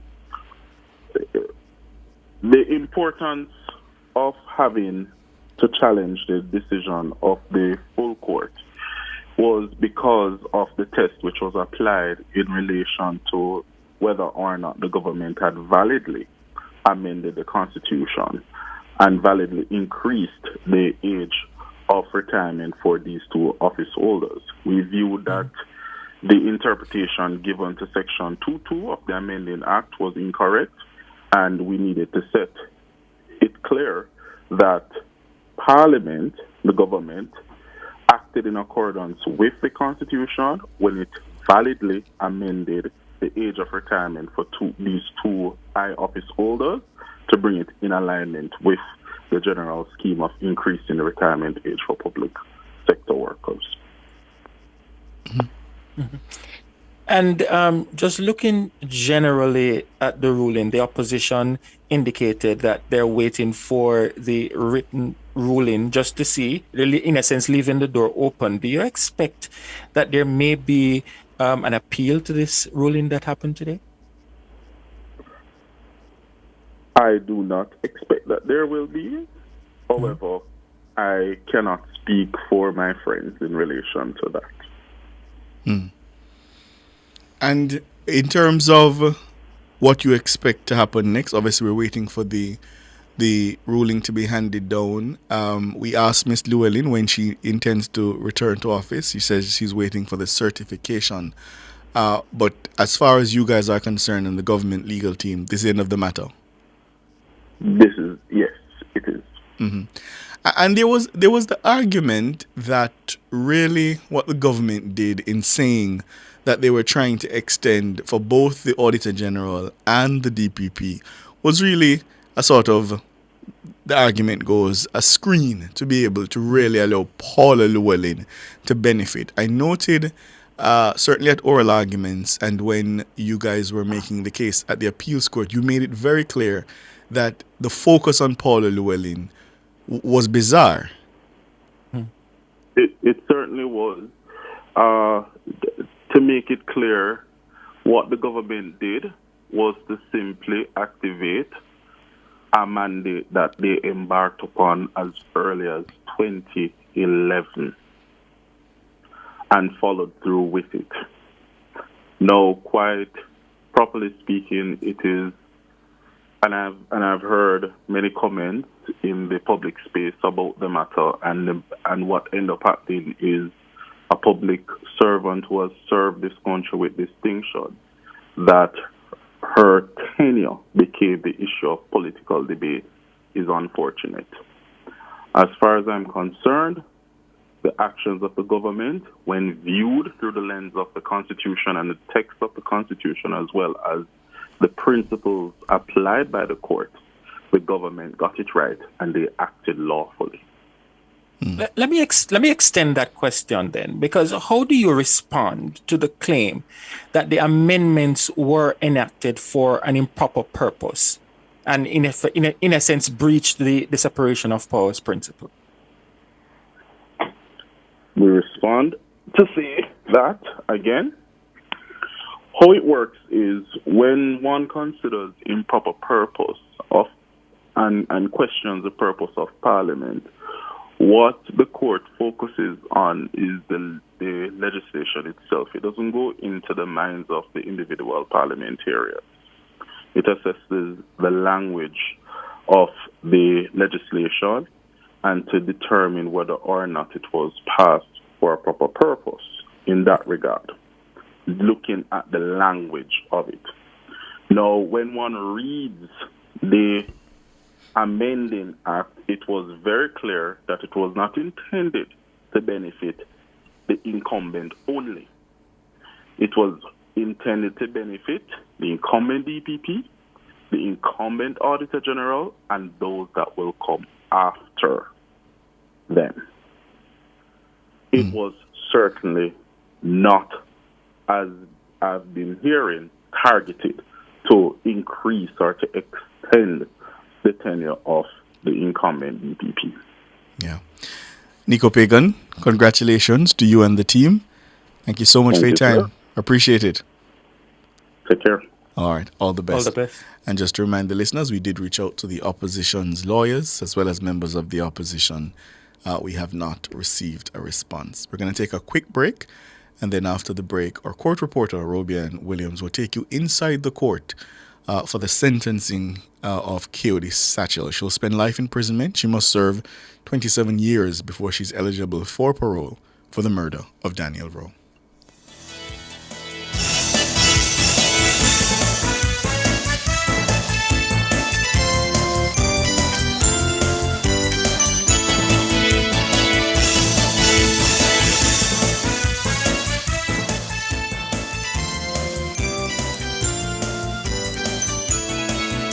Nation's Business was brought to you by BH Paints. Paint it, love it with BH Paints. Is your money idling when it could be thriving? With CIBC Caribbean's fixed deposit offering, you can take charge of your cash. With 50,000 Jamaican to start, choose terms from 30 days to 2 years. Lock in your funds and enjoy premium rates guaranteed to grow your wealth. Whether you're eyeing short or long-term gains, our fixed deposit accounts puts you firmly in control of your money. Now is the time to open a CIBC fixed deposit account and start earning more today. CIBC, ambitions made real. Want to reduce your high electricity bills? Then Peak Energy has the solution for you. From grid-tied to hybrid solar inverters with full lithium-ion battery pack. Installation and maintenance packages available. Visit us at Shop 1, 3 Mosquito Valley Road, Red Hill, St. Andrew. Call 876-279-8820 or 944-0668. Or email us at peakenergysolutionsja@gmail.com. Peak Energy for everything solar. Christmas prep got you stressed? Skip the baking and grab a Mother's Bakery Christmas cake. No kitchen disaster, no bird cake, just pure Christmas bliss, like your mom used to make, minus the yelling. But seriously, one bite and the only thing you'll miss is the mess. Mother's Bakery Christmas cake, bringing love in every slice, so you can bring home the cheer without lifting a finger. But hurry, these cakes fly off the shelves. Mother's Bakery Christmas cake, it's like a holiday miracle in every bite. Importers, clear customs, not your schedule. Download the JA Customs Connect mobile app from the Google Play and Apple App Stores and enjoy the ease to calculate your customs duties, search for tariff codes, track and trace your shipments, pay your declarations, and so much more, all in a click, right at your fingertips. So save time, save money. Download the JA Customs Connect mobile app today. It's fast, safe, and convenient. For more information, visit jacustoms.gov.jm. JA Customs Connect mobile app, powered by the Jamaica Customs Agency. Jamaica Customs, keeping our customers in focus. Thank you so much for staying with us here on Nationwide at 5. We're on the final lap now. The last hour, Bugs, of 2024. Live programming. You happy now? Yeah, man, Bugs happy. Bugs happy. Bugs have a quiet, just, steely happiness Just across the glass. Yeah. Just relax. But no, we're going to turn our attention now to some serious matters because Kayode Satchel, she's been sentenced to life imprisonment, yes, for murdering young Daniel Rowe. Listeners, you'd recall the just horrific case that gripped the nation. I think it was on a Friday, if I recall correctly, a Friday evening that the news broke that this little girl was found with her throat slashed near the National Stadium there. And the question was, why? Who could do something like this? And of course, the national outrage that attended to this. Well, the matter came to a close today in the Home Circuit Court. Satchel must serve 27 years and 4 months in prison before being eligible for parole. Justice Carlin Ty Powell handed down the sentence, describing the circumstances surrounding Daniel's death as heinous, savage, callous, and nonsensical. Robian Williams was in court. She joins us now. Good evening, Robian. Good evening, Ricardo. Good evening to our listeners, viewers. Sanjay, good evening to you too. Good evening, Ruben. Mm-hmm. Did Satchel react when she was sentenced to life in prison? No. I could not read her. But when she entered the courtroom, hair neatly cornrowed, she entered with a rag. I suspect that her eyes looked puffy as well. So I suspect that prior to entering the courtroom, she was crying. Mm-hmm. And the Daniel's family, her mother obviously was there. Yes. When the judge was handing down the sentencing, when she was handing down the sentence, her attorney, Matthew Hyatt, had to go sit next to Sadine Mason because she was crying. She was crying. He tried to console her, and he just went there and sat next to her. She also had, it seems as though she had a relative with her as well. It wasn't Daniel's sister. When the matter ended, she told us that her sister, Daniel's sister, didn't want to come today because she can't stand to see Satchel. And when the judge was handing down the ruling, as Ricardo mentioned a while ago, Robian, she indicated that Daniel's death as heinous, savage, callous, and nonsensical. How did those remarks set the tone for the sentencing? Well, before she did hand down the sentence before she described the circumstances that led to Daniel's death. So prior to saying that the circumstances were heinous, savage, callous, and nonsensical, she did hand down the 27 years and 4 months. Well, the life imprisonment, and she says there's no other appropriate sentence other than a life imprisonment.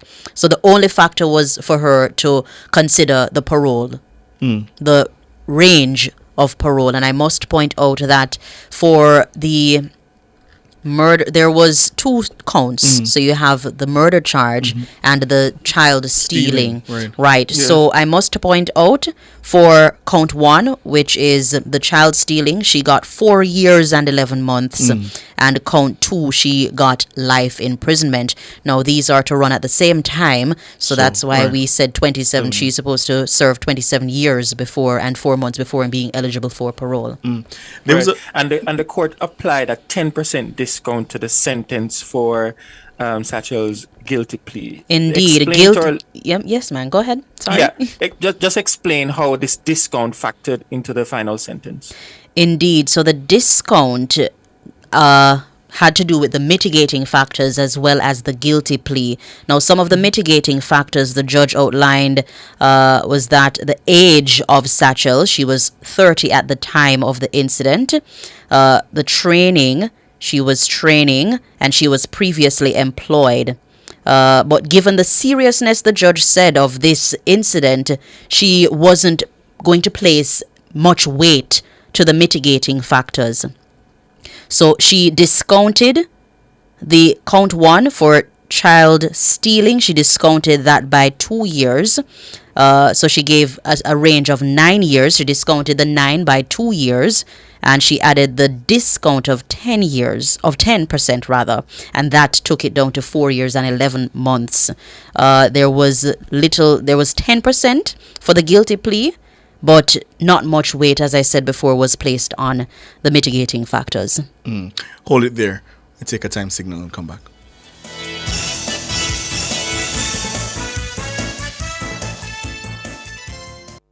GK1 now introduces third-party motor insurance from GK General Insurance. Download and log into the GK1 app, then select one of 3 affordable third-party options. The time by GK General Insurance is 7 o'clock. It's flu season. Take DPH adult or children's formulation and eliminate your sniffling, coughing, sneezing, and itching. The temperature by DPH, minimize the symptoms, maximize the relief, is Christmas breeze settings, 29 in Kingston, 27 in Montego Bay. Nice and cool. Our court reporter, Robian Williams, is with us, taking us inside the courtroom. Coyote Satchel sentenced to life imprisonment for murdering 8-year-old Daniel Rowe. Now, this case had a particularly salacious detail to it. The motive.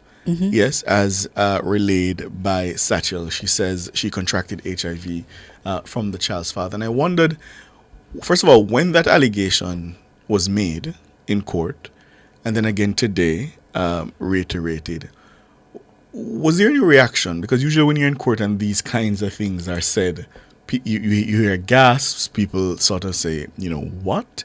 Was there any kind of reaction? Not that I could have heard. Yeah. But it was evident on the faces. It was a shock. It was a shock because we were thinking, and I include we, the reporters, we were thinking, what? This is what led to this? And I must point out that the judge had said that in 2019, Satchel and Daniel's father were involved in an intimate relationship. They broke it off, but they got back together. And this is when she got that message on Facebook to say that she should check herself for HIV. And when she did, and this is after she moved on with her life, found another partner, was having another baby, was having a child, she found out that she had HIV. And that part about her having a child, I recall reading from your reporting that she said something to the effect of, having lost her child, she was going to take his? Yes. So she said, I believe in a social inquiry report, that she lost her child, so he should lose his child. She suffered a miscarriage. She suffered a miscarriage, and the due date, June 8, 2023, the day she took Daniel from the school, and I must point out that she went to the school twice. So she went to the school in the morning, saying to the security that she has lunch for Daniel, that she was brought to the guidance counselor. When the guidance counselor came back, she wasn't there. And then she went back to the school when school dismissed. Yes. So the judge found that to be premeditation. Because you went to the school twice. And Sanjay Robian, I understand the wisdom behind these discounts, but when I listen to the details of this, I can't help but think to myself, certain crimes should not, whether you plead guilty or not, you should not benefit from any kind of discount. No, because just imagine, and I always try in these situations to imagine the final moments. Oh, yes. And I think it's so important that we center the victims and their families in these kinds of tragedies, because the child trusted her. Yes. The mother said she knew her. Yeah. Yep. And shared a meal. I recall also from some of your reporting that they shared a meal. So, I mean, It seems to me, though, Ricardo, that what the judge did was skillfully following the law, but ensuring that the discount was as minimal as possible. Based on what I'm seeing Indeed, here. indeed. Yeah, I get that, but as I say, no discount. Yeah. But Robian, you have been covering this case closely. What stood out for you during the entire process, from start to end? The motive. Mm-hmm. The motive. The reason why she did it. And as Ricardo said in the last moments, I sat in the courtroom and I tried to imagine what was going through little Daniel's mind at the time. Earlier today we heard that Satchel snapped. She didn't intended to hurt Daniel. It wasn't the initial plan. She wanted to get the father's reaction. She wanted to get his attention because she's been trying. We were told that she went to Indicom. The matter wasn't pursued. She went to the police station where the father was stationed. Nothing came from that. She called Sudeen Mason several times. Calls went unanswered, and she's been trying to call the father. Calls went unanswered. Important to note, Daniel was taken the 8th. She called. Records show that Satchel called Daniel's father 9 times on the 9th of June. So she was still trying to reach out even after committing the heinous act. Mm-hmm. So the motive stood out for me to in my head. As the judge said, an innocent child was on the receiving end. An innocent child should not business in a manner, woman business. Yeah. You brought her into this. Yeah. Because the anger was directed at the father. The revenge. Yeah. And it reminds me of something Paula Llewellyn, we spoke to her earlier, has said before, that a lot of times when she is going through a case file, the inability to resolve the interpersonal conflict always becomes so ugly and so unfortunate. In my mind, I was like, what else could you have done rather than involving the child? What else could you have done? Yeah. Well, she's sentenced to life in prison, 27 years, 4 months before she is up for Indeed, and I must point out that the judge did order for the prison psychiatrist, to afford to her any assistance or any treatment that can be meted out to her, because she was diagnosed with a disorder as well. The psychiatric report shows that she was diagnosed with a disorder. That's more kindness than she ever extended to young Daniel. Indeed. Thank you so much, Robian. Thank you. Thank you for having me. Yeah, man. 6 minutes after 7, we take the break. And guess what? Christmas time. Come back with your calls, your well wishes. Big up your massive greetings from across the world. Tell Bugs thanks. Big up Bugs. Yeah, everybody. 630-937-124, 618-8255.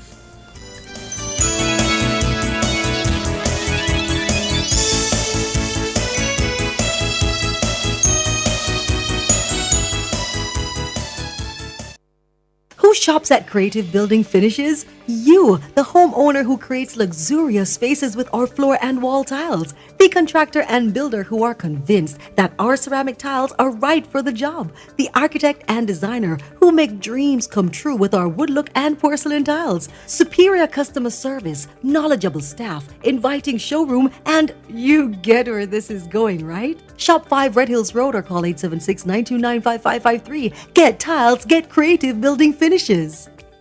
Delicious meals, poolside cocktails, right on the beach.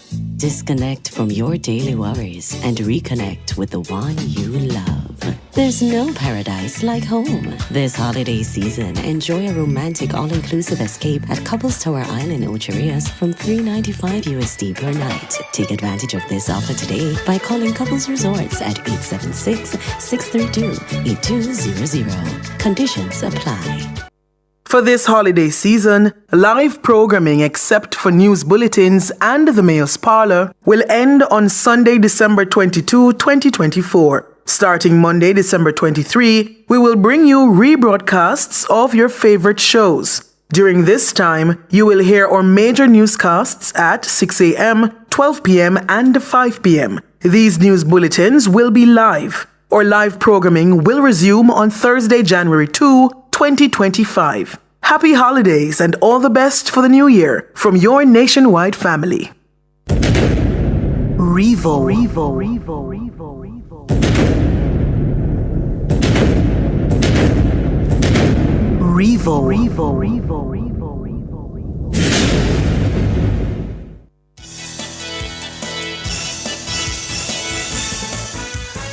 9 minutes after 7, and just before we go to the phone line, Sanjay, the story was written. It's being posted online. It never made the bulletin just because of, the busy day that was in court. But I see where the Jamaica Accountability Meter portal, our YouTubers are reminding me that you didn't hear it in the news. It was written, but of course, because of the run of the news, it didn't make it into the bulletin. JAMP is withdrawing its use of the term unaccounted for. In its recent report regarding the lack of appropriation accounts for expenditure at several ministries and government agencies. In a statement today, JAMP says that the term has caused confusion and widespread misinterpretation about its recent research findings, and it was therefore seeking to clarify its stance. The statement, the clarification is welcome. I've said before, I have a lot of time for Jeanette Calder and Me too. JAMP. But I have to say, this is grossly unfortunate. And that's putting it mildly. I think the country has suffered. Forget about the government. And I always say, it doesn't matter what you think about the government. The country has suffered serious reputational damage.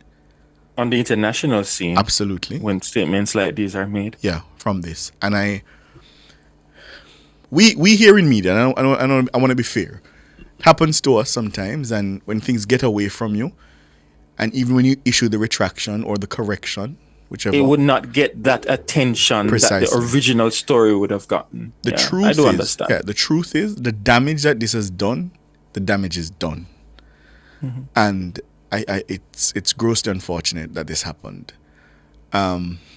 I and hope that retraction also, Ricardo, it's on a day that there's so much happening precisely, in the news cycle. which is exactly what happened here. It didn't even make our newscast. I mean, it's posted to our social media pages, listeners. You can read the full report sent in by Siobhan Campbell, tabled by Siobhan Campbell. That's on our social media platforms. But I don't know. And Ricardo, as you indicated, I also have a lot of time for JAMP and Jeanette Calder. They actually do very good work. Absolutely. It's unfortunate that the word that they utilize that was used in the report, and that caused the confusion. And then it's very hard, as you indicated, to pull it back because it's already out there. And I think too, to be fair to JAMP, some of our colleagues in media were careless in how they reported on it. I mean, I know some of the initial reports had the caveat that it doesn't mean that the monies are missing. Money's lost. But though that particular fact was buried in a lot of the reporting. Yeah? And so a lot of people ran with the headline. I think I saw a headline something about $1 trillion crisis or something of the sort.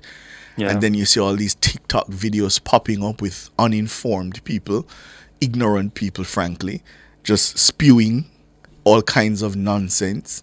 And I see poor Favour Williams almost every day. She posts some, misinformation, and she has to label it with the clarification. The damage cannot be undone. Can't be undone. And it's a lesson. We here in media, members of civil society, we have to be careful because, again, this is not about the Holness administration. This is about my country now being seen as, frankly, fiscally reckless. And the other thing, Ricardo, when you burn it down, and then you want to come in office, what are you going to take up the ashes? You're going to be the king of ashes. we have to be careful. And I've said it before. And I understand, Ricardo, that the people want to come in office. The JLP wants to stay in office. The PNP wants to come into office. But we also have to be careful. At the end of the day, we still have a country that we want to run. And on the international scene, we still want to have a country that is respected. So we have to be careful about the information and the misinformation that we put out there. It's not going to serve the interests of anyone here in this country. Yeah. Sad. Roy's on the line. Roy? Ricardo, what? Me there, what's up, on? Me there, man. I listen to the only station will give you news, sports, news, CNN, you can go on. It's the best radio station in Jamaica. If you want to hear what going on in your country, just listen to Nationwide. Balanced journalists, if you can't know for like 3 months, I have some really, really fun man like John Tierney, you, Ricardo, and the next Virgin Nation beside you there. Yeah. And so, I tell you, Nora, Tanya, boy, brilliant mind. We appreciate that, Roy. We appreciate that. Proud of Nationwide. I tell you. Well, Ricardo, I tell you, I want to big up the best Prime Minister that Jamaica never see, without a doubt. Dr. Andrew Holness. He's the best, and there is no doubt about it. Dr. Andrew Holness is the best. Dr. Andrew Holness, as he said, is the best Prime Minister Jamaica never see, Ricardo. Believe him, we know why he said that. We can't see it. The whole Jamaica can't see that. You want to fix one left, right, and center, no, Ricardo. Yeah, me see the patching and gone, man. See it. Who would have fixed, Ricardo? We, the JLP, only talk, And I must say, I want to big up Venetia. Venetia Phillips? Yes, man. Yes. My favorite girl, man. I love her, you see. When Venetia do interview them, man, I tell you, you have to listen again. Yes, she's a very intelligent woman. Yes. Oh, Lord, man, I hope my party find someone. Venetia. And Kyrie, don't let them out like that. Put them in like that, man. Them girls have potential. Hard working girl, them know, everybody know why them lose, Everybody know that by this. Yes, Ricardo. So I want to big up all Nationwide. Welcome. My favorite girl, the girl that come 9 o'clock 10. And she, me know, me get a help from her with my mother. Which one that? Who that? Nora. Oh, yes. Yeah, man. NGB. Yes, man. Yes, man. Let me tell you, Ricardo. Nationwide full of potential worker, man. Keep chance on for 4 or 5 hours. Well, me hear them saying in the newsroom saying they're Italy. I don't know how true it is. We can see that. But that them tell me. Ricardo, you have to go on, man. Come on, Ricardo. I mean, what we have. You are your news. No, that's what I said about Jamaica and Ricardo. And then I want to do no, 3 people and 4 people. We don't know about that. But what we have, though, is good training here and standards that if we breach those standards, we know we're in trouble. So we really try to keep the standards. When George brought the breaking news this morning, Miss Lewin, come back to work, Yes. I said, Ricardo, I am a backlash champion in my yard, and I just post it and fly. Ricardo, they say, I just fly the champion, Sanjay and Ricardo, in our ear and say, welcome back, a beautiful, balanced lady is back. Yes. We need JLP, Ricardo. We love ladies, Yeah. You look at conference body of the lady them, but we are bumped on them and everything. We're friendly with lady, man. We're not bash lady, man. We love ladies. All right. Ricardo. All right, Ricardo. Watch out, Ricardo. We all get the news. We all get news all 1 hour. We all get the good news. Yes, unfortunately, we try to make a case for us to just go off and come back January 2. But no, the boss say we have to at least present the news. So yes, you'll get the news. All the major newscasts. Let me stick for Nationwide, Ricardo. May I tell you that, Cat? May I tell you it's only station you can hear the news, but balance. All right, my brother. Is there anybody you want to wish a Merry Christmas to or big up? Yeah, man. Big up Cleveland. Big up Carl. Big up the JLP Carl of them. And I wish them a happy Christmas and a long live. And a happy New Year, man. So you don't want to tell the comrade Carl of them Merry Christmas too? Yeah, I'm going to tell you something you say, Ricardo. I go through some of PNP hard life, Ricardo. I'm not too No, man, you can tell them Merry Christmas, man. You can tell them Merry Christmas. I love everybody. But all right. I'm a JP people that me a big up. All right, my brother. Appreciate the call. Have a good Christmas. See you in the new year, Roy. 18 minutes after 7. Alric. Ricardo, and who's your co-host? Sanjay. Sanjay, big up Nationwide, big up my station. You don't know Ricardo. On my station, this. Big up everybody who work with Nationwide, and I wish the staff very, very Merry Christmas and a Happy New Year. And I'll be back to listen to you guys on 2nd of January. 2nd of January, live shows resume. Your friend there, Italy, I hope him. That them a tell me don't know. Me I try get him on the phone and me don't know a call now go through. Me don't know. Not to nobody know. Me don't know. Anyway, guy, me just I wish you the best on the people station and just help people take the problem and put it on the head. Nora and the other producer Michelle, yes. Nora said Michelle Brad, just put it on your head, and Tana, you leave Tana man time. Boy, trust me, Alric. That's one of the most difficult things I've had to endure. But Tana and I are good, man. We're good. Yeah, so big enough, and a couple of people more big up Cleveland. Yes. Carl, Richie, and my big brother Papa Nana. How is Papa Nana? Is he good? Yeah, man, we talk every other day. I call him a man. Owen and Mandeville. And my crew, I have 2 jeans to listen to right through, and Mr. Oldness. And Keisha is, when Keisha come, you have to listen. Yes. Keisha no come. Anytime Keisha come, me stop doing me do, because me want to hear with Keisha. Yeah, man, Keisha make enough sense. Sense. Big up yourself to Keisha. And the rest of people in my family are St. Mary, my family are Belfield, my family are Natabia, my friends them all over the world who tune into Nationwide, Sophia in Ohio, and everybody else. Big up yourself. Merry Christmas, Happy New Year. And you guys enjoy yourself. Ricardo. Yes, sir. Take care. Siobhan, who is it? Sanjay. Take care. And see you guys next year. Big up Nationwide, man. Thank you. All right. Merry Christmas, Alric. Thanks for the support. Merry Christmas. All the best to you. Carl, good evening. Evening, Ricardo. Evening, Siobhan. It's Sanjay. Sanjay, evening, man. How you do, man? I'm good. How are you? Why, what a refreshing evening we have this evening with Miss Paula. You're happy this evening, eh? Boy, may I tell you, 6 months absent. And when the lady came this evening, it was a refreshing evening.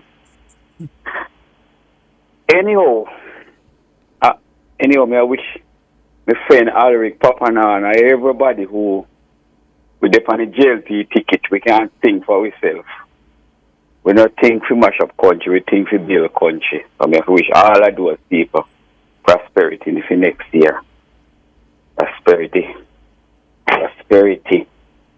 I wish all of them Happy New Year, and all of my friends are nationwide. Yeah, accommodate me sometime with me whole for foolishness sometimes. Me glad you know. Me glad you know. Ricardo, that's very safe. Me glad you know. That's very safe, man. That's very safe, that. But Carl, we appreciate you. We appreciate you calling and engaging with us. Yes, because more time when sometimes you tell me things and you make me know, say, that is the word on the street. So I appreciate engaging with you, for sure. Yeah, man. Yes, man. I wish you know all the best, man. Well, I mean, I know promise I was fine, sometime, but, it is just like, I'm going to say something. Mm. There's 2 gas stations pretty close to it for me, I feel, where me go. Yeah. And one was there for a long time, good while. And one new one come and build beside it and kill the one that was there before. Kill it clean up till it where we just are coming in. Kill it. The next one, you can hardly find space to go in it. And the next one is empty. Because of a couple cents more. Just a couple cents more the difference. Yes. So it is just like sometimes we have to think about how we do things. But Mr. Hughes always have some good workers. And that's why you see some other places them are struggling to pay bills nowadays. Because what? People are leaving them because them is unbalanced. They know balance them stories, so people don't have no time for them. If you go everywhere nowadays, You see, people had a little radio listen nationwide. Even this morning, I carry somebody going down and me pen and me know so for him father. A little elderly man in here and stammer inside here. And nationwide he listen to. I say me never even know. But me happy if you know say me slow in this work. Me sorry so she not start work Monday morning. Make sure to take a Christmas break now and come back. No, fresh she did January the morning. she did the past 6 months. She well rested. Yeah, man, she well rested. Let me tell you something. Let me tell you, Ricardo. And you see, if Miss Lewin lose a case, she come the evening for nationwide. Yes. And she make people like her who doesn't know the law understand why, what happened, why this happened. And I will say that is perhaps her greatest contribution as DPP in educating the Jamaican people. And when she win a case, she come and point it out again and make we understand it. Who doesn't know the law? And I tell you something too, Carl. I tell you something.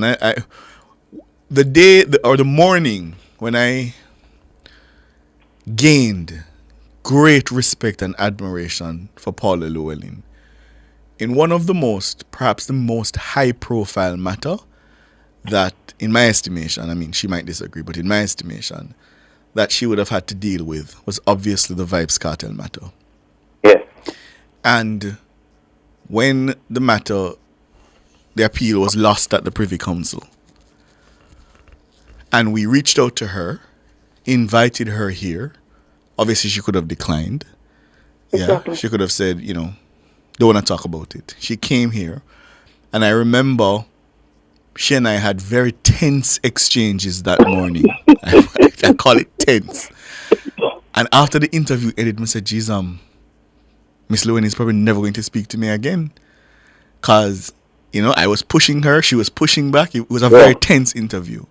I remember. And do you know, the next time I called her for a comment, she greeted me so warmly. And she said, how are you, Ricardo? We had a little chit-chat.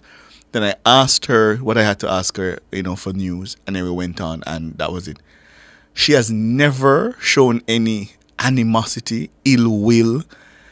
And that, for me, suggests a great character. She has great character, right? The measure of the woman. Because she understood that I was doing my job, and she was doing her job, and she never took it personally. If you listen even this evening when you question, I asked her if she's going to file a case against Yes, Clayton. Sanjay She asked said, her. no. Yes.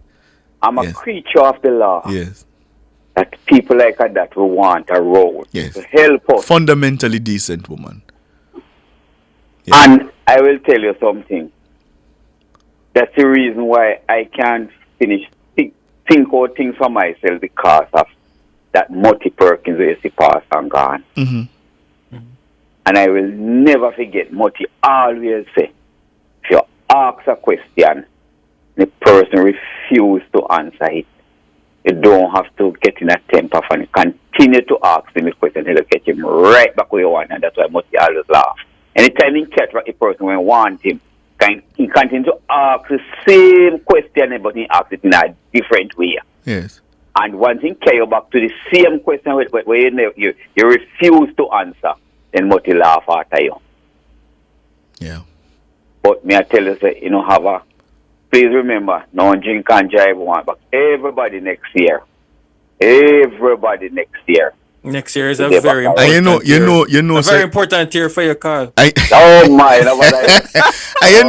Carl, you talk about drinking and drive. You know that my colleagues have given me 6 bottles of alcohol, ranging from gin to whiskey to vodka. I mean, I said to myself, I don't know if I think I'm an alcoholic or I'm not really sure. Put them on my back room. All right, my brother. Put them on my back room. No? Happy Christmas, Carl. All the best. All right, my brother. All the best. Yeah. Papa Nana. How you do? It's been a while, my brother. How are you? Oh my God, man! No matter how me did feel bad, man, me have to feel good from me here on the voice, man. Especially me one-time friend Carl, Alric. One-time friend. Yes, man. That him not so thick again, but you don't know we can't forget with one another. Yes, yes. How you do? Yeah. Me no bother at all, you know. Me have something to tell you, but me I wait till this week run out. All right. Me not go tell you yet. Me not go tell you yet. Me just have wait till this week run out. But one thing me have to say. The wicked must fall and the righteous stand tall. All right. What the righteous? And I have to big up Miss Llewellyn. Yes. Llewellyn. I have Yes. to big her up. You understand? Yes. The wicked must fall and the righteous stand tall. And I said to them on this program here, boy, God bless this little station here, nationwide. Man, I hear Carl say, no know where Mr. Hughes filing from, but me know none of our last. You know, see? Me know uno never last, so I don't find him fine. Papa Dada comedian, you know. Yes. You hear me tell you? Yes. And if you don't remember what I said one time, I said, if you take brute force and jump in a tiger back, what you going to do? End up in a tiger belly. Yes. You hear what me tell you? Yes. And I warn them and tell them, I hear man a bossy before the verdict passed. Cha! Quashi liar, JLP, them have, we must win. You know, so we get rid of the, I wouldn't tell you what word him use. Me say, it's all right, wait. The longest liver will see the most, and the longest rope have an end. Yes. You understand? Yes. And as I said, there is an American saying, whenever you see your enemy falling, stay clear, Miss Lewin. Whenever you see your enemy falling, Papa Nanas, I tell you this, stay clear. And I want to big up the management and staff of Nationwide. Although sometimes we don't agree with some of the things that you people say, but at least you people try to be balanced. Yes. And may God ever bless you and all of the wishes come true. Thank you, and Papa Nana. believe me, I'm telling you the honest truth, man. Your mother and your father is alive. Yes. And I tell you the truth, I'm going to big up your mother first. I want to big up your mother and then I big up your father because I tell you, both you and the co-host, I tell you the honest truth, your mother must proud of you. Thank you, Papa Nana. Thank you. Continue, me beg you know, to stay in the middle of the road. And anything at all that you're going to do, justice has to involve. Because let me tell you something. Mm-hmm. If justice don't involve, the scale is going to lean, If Yes. it's even a pebble you put on one side, it must be unjust. So when you hear people talk about justice this and justice that, justice what? Justice is something that is supposed to balance. Not true? Yes. Yes. Right. That's why I have the scales. Yes. Exactly. So make them go on and talk and the longest time rope of an end. So God bless you all. And may your wishes come true for the Christmas. And please, I beg you put on one of them back and leave it send to you. God bless you, Papa Dada. Happy Christmas. Papa Nana have used for it.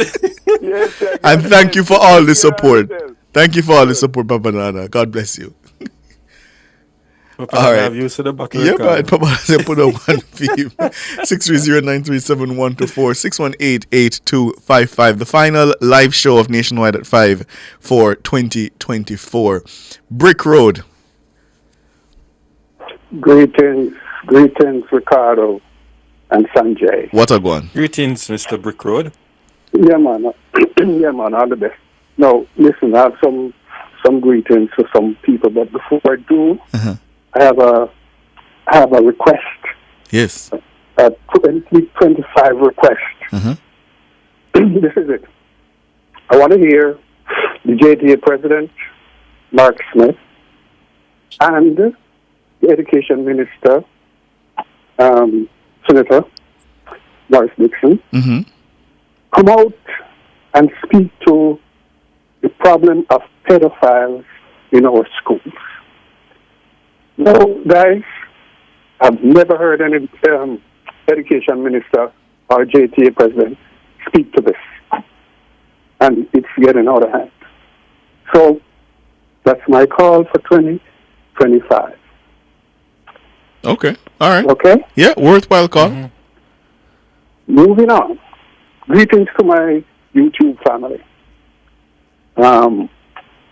Blessings Margot, Hermine, PB, Angela, Carlene, Albert, Bosch, Tom, Oren. Too many people to Brick Road? Oh no, we lost Brick Road.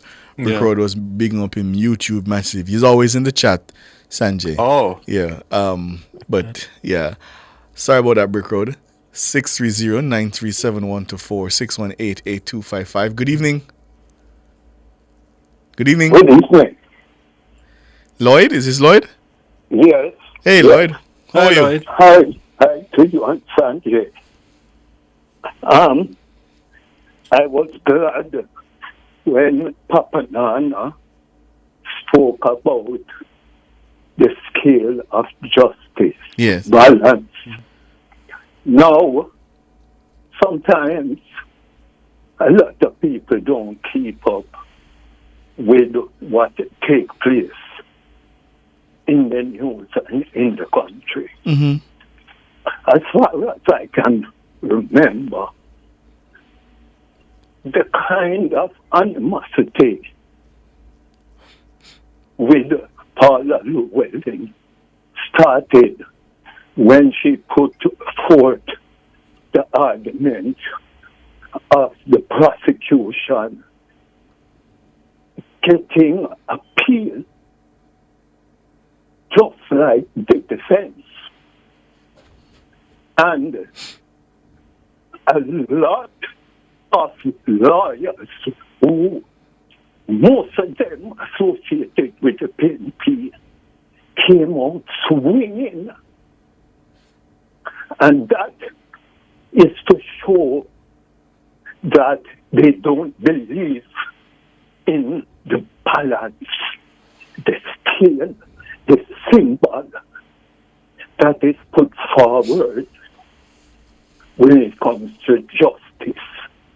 And that was the starting of the fight against this lady. And next thing that happened, where maybe just flash over a lot of people, was Miss Marlene Mallow, who fought when she was a resident magistrate. Mm-hmm.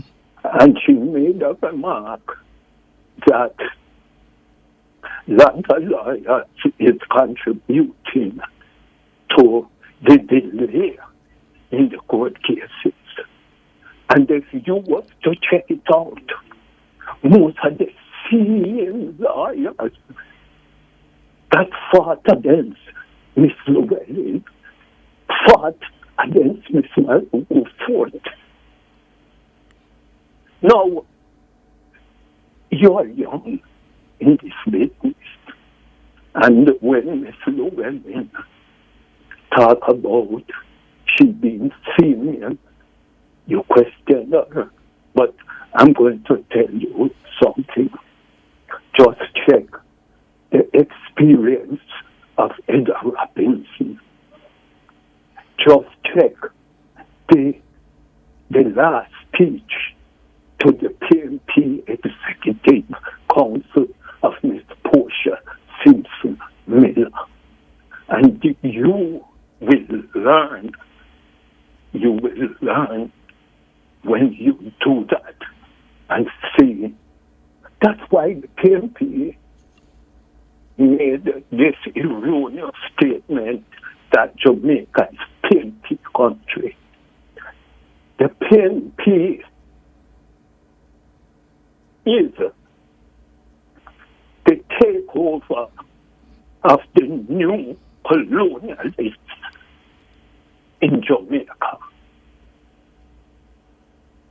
The PNP, they try to act as if everything they say is right and they can do anything they want. But guess what happened? A lot of poor people not paying attention.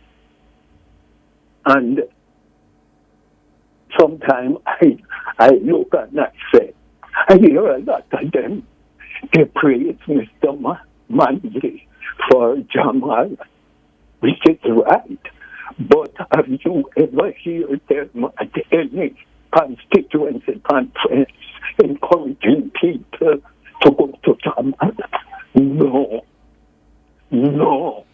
And the amount of false propaganda that is being spread by the PNP, and they're getting away with it. Because when you hear the leader and the opposition saying that our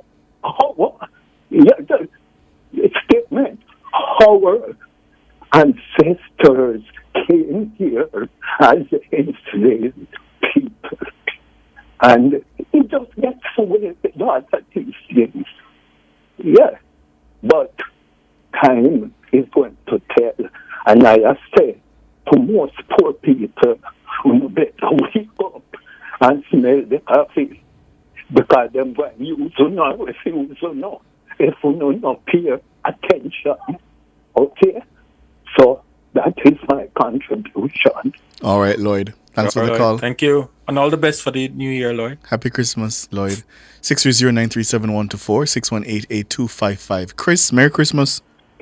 Merry Christmas to you and the entire staff. Thank you. What I want to ask in this country, which member of any of these two political parties is going to come to the Jamaican people one day to say, we are sorry for destruction of your family because the color of the shirt that you wear. If you wear green shirt and go into certain area, you're lynched. Which one of these two political parties is going to come forth one day where people suffer? You have not have the political movements, but because of you have a color shirt, you have a green shirt and you're lynched, or you have a orange shirt and you're lynched. Which one of the members of these two political parties going to come to and say to Jamaican people? Because I have felt it. And that's why I don't vote. Because these two political movements have destroyed my family. Not because they have any political affiliated, but because the color shirt you wear. Well, not to downplay the point that you're making, but I think we have come a very far way in terms of the intimidation and the fighting that we've seen in the politics. A far way. And I remember earlier this year, I think it was Cliff and I think it was you, Ricardo, when Cliff really painted the picture of what took place in the 70s and the 80s and the changes that we have seen. Is it perfect? Absolutely 70s not. and the 80s only? What about the 90s and the 2000s? And the early 90s, but I'm saying... Not the early 90s, all the way coming... No, man. What I'm saying is the high point of the violence in the politics, I would say, happened in about the 1980, that election cycle. But what I'm saying is... Yes. Right, but using that as the highest point, I'm saying that we have come a far way from that point to where we are now. Yeah, yes, we did. But what about in the 2000s where gangsters was given contract on both sides to build their empire, to buy more guns, to kill more people? I'm talking about in the 2000s. Do you remember 2008, 9, or 10 coming on? Remember, I'm not downplaying the point. I'm just saying that we have to celebrate the fact that where we're coming from at that high point in the 80s. Yes, but somebody needs to come forth. Somebody needs to come forth to say, oh, well, we are so sorry. Are we going to mend this? We don't see any unity among these people, these two political movements. We have not seen it. I'm sure you'll never see a meeting of the JLP in Arnett Garden or of the PNP in Tiberi Garden. And those are 22 strong areas for them. Right?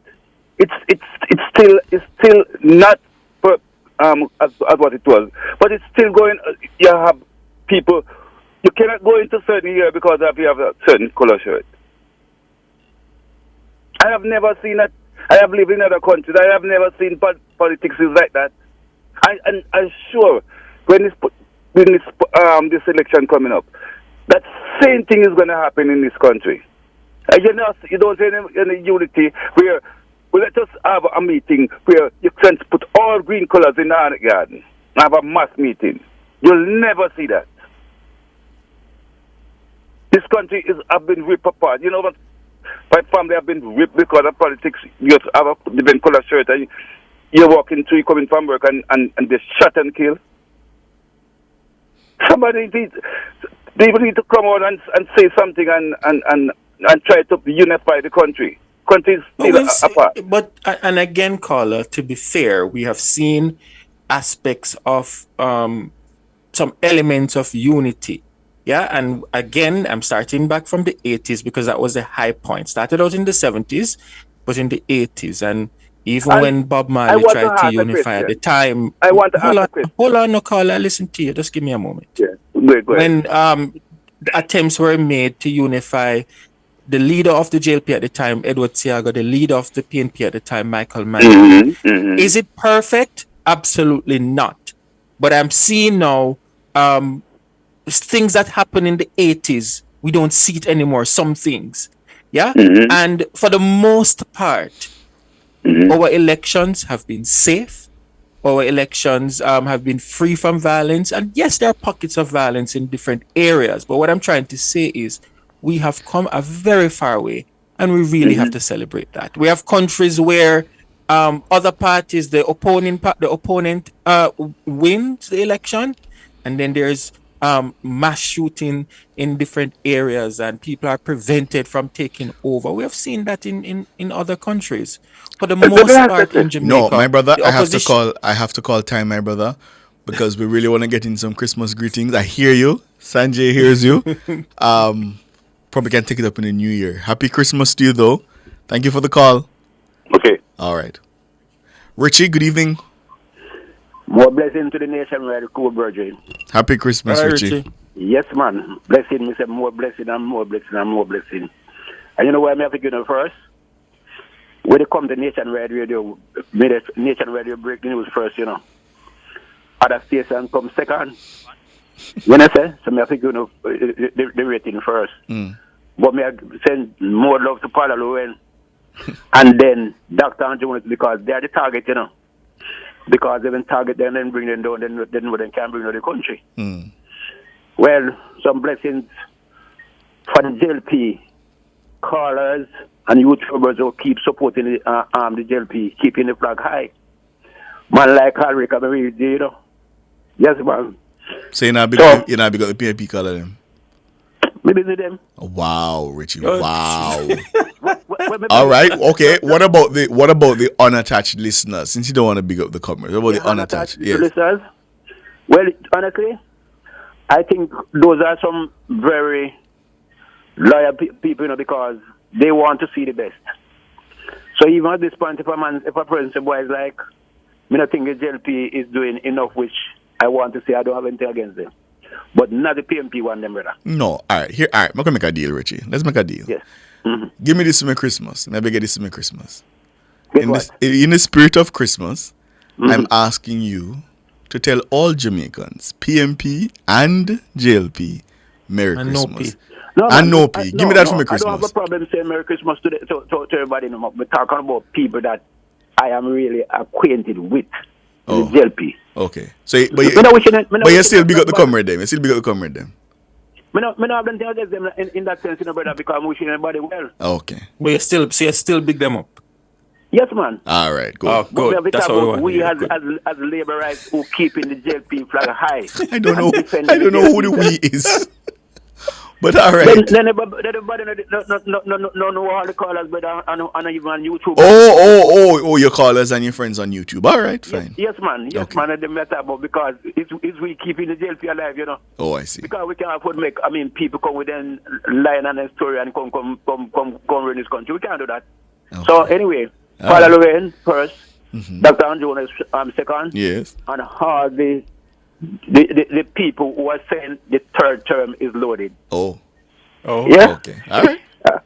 All right, so big up yourself. All right. Happy Christmas, Richie. 630-9371-24 618-8255. The Christmas edition of Nationwide at 5. Come, send your greetings. Big up your friends. Devon, good evening. Good evening, gentlemen. Good evening. Good evening. Oh, I get a early Christmas gift, so a long time, give a shout out. So I said, boy, I have to come in if I have the last program for the year. Okay, what was the early Christmas gift? No, Sister Paula, man. Oh. The best in the business, the best DPP Jamaica has ever seen. I know when I said that to Irk when I'm a virgin nephew, but I circle my brother. You have to just live with it, She's the best. The best thing since sliced bread. And but I know some people have egg all over them face, Especially some gen of certain party. Where run up them out on stage, find the nice lady, and see, you better live with that. If you can't live with it, run less. And I want to big up all of my virgin. I want to big up all of the members of information media, a social media group that are running the place hot. But every aspect of the social media, it's on. Big up all of the members. And I wish them happy Merry Christmas and Happy New Year. And all of the staff are nationwide. Big up on yourself. We're enjoying it throughout the year. And the year is coming to a close now. So enjoy yourself, Sasa. And come back in a one piece. And big up the show people them. And big up all of the genuine Jamaicans them. And big up the members of the People's National Party. What about that? No, man. Me not another one. Me not play no hypocrite, Okay. I go through too much under them. Rough man. Not even in a spirit of Christmas? No, sir. I go through too much under them. At one time, we have to live in a bush, in a cave. In the 70s and them time, when them people, they are going with them antics, man. We can't big up them people. I see. Them people, they are not genuine people, man. They're wicked. They go on power at all costs, man. You see that? You know what them do with poor Andrew? They might dig him to pieces just to get power. And can't tell you what they're going to do if they get power. Because they have no idea. They just want to get themselves there to loot the kitty and whatever. No. And wreck Jamaica again. No. Because that them do all the well, Ricardo. Yes or no? I know. That is what they do all the well. Time they get no power of the country. No, I don't know about any looting. No. Well, then do that all the well. But, run with it was a part of it. So, we can't pick up them people there. But we'll pick up all of the genuine Jamaicans and pick up all of the shower peeps. And pick up on yourself and on a hurry up and come back for the new year. All the best. My God. Ricardo, the YouTubers are saying that we're leaving them out and we're not. Read some of them messages before we reading go to the messages. Read some of them messages. Kingsley Graham is saying we should come back stronger next year. We see Carlene Smith over there. Mark Greenswood is saying, so true to the caller. I guess he's talking about the last caller that we had.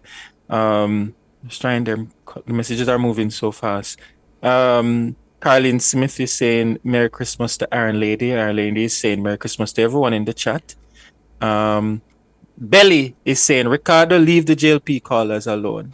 Oh dear. We want them to tell everyone a Merry Christmas. Juliet Sanchez. She says shower Christmas, Sanjay. Shower Christmas. No, Mary. She says shower. Will, Ricardo, Sanjay, and the NNN staff, blessings. And the comments are. And Mona Smith says, Merry Christmas to my NNN family and friends. All the best for 2025. Villa, good evening. Yeah, man. Evening. Sanjay. Good evening. Ricardo. Good evening. Yes. Yeah. Two things. Two little short things. Anyway, you see, from time to time here people mention them need a station, a balance. And I said, I don't want balance, I need truth. No, balance, no. And truth, no need, no defense. Truth, no need, no assistance. And I said, so once a truth, you don't need that for balance. Balance means you try to compare a little thing with JLP, with PMP, and I look at no, and that. We need the truth. I see the truth, as I tell you, it don't need no defense. You don't need nothing at all. Just like how the creator don't need nothing from me. Same thing with the truth, the tree shooting. The next thing again, Sanjay keep referring to the 80s, where the tribalism was at the height. It wasn't the 80s, man. When was it? Actually, the 70s. Yeah, but wouldn't you agree with me that it culminated in that 1980 election? It started in the 70s. I will No, agree. but you never said that. No, man, You I never corrected said myself, Christian then. actually. I did. Yeah, you need to say, well, then this thing will lead up from. In fact, it started from the 60s. In certain ways, but it really I wouldn't go so far as to say the 60s. I think that we saw most of it starting in the 1970s, and it was at the peak in that 1980 election that we saw with the JLP one. It was at the peak in the 80 election, right? Mm-hmm. But it actually, now I'm going to tell you, it started at the 60s. I can't tell you that. If you want, I'm going to dig up some like a history where man used to get them one pop gun and you know what I mean? So it's really start, but you know, with everything that starts, it exponentially as time it increases as time go by. So it's just that. And the next thing I need if you understand, but I like to do a research on the Pickersgill Committee. I think Miss Malibu Fort, in an interview on the station this morning into that the time when the public sector become politicized. But I want people like Ricardo and Chavan go do some research and come. Just like we talked about the PWD thing yesterday. May I have a conversation? But just need enough for just doing a research and compare apples with apples. The Pickersgill Committee was the politicization of the public sector, and from that we never come back. Up till now, you try to modernize it and bring in customer service.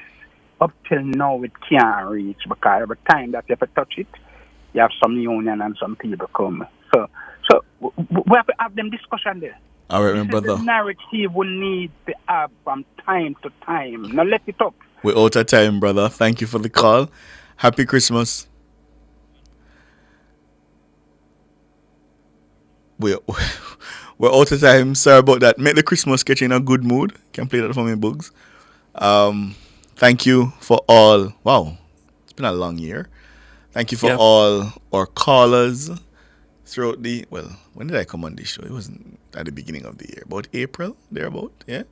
So thank you to everybody who has engaged.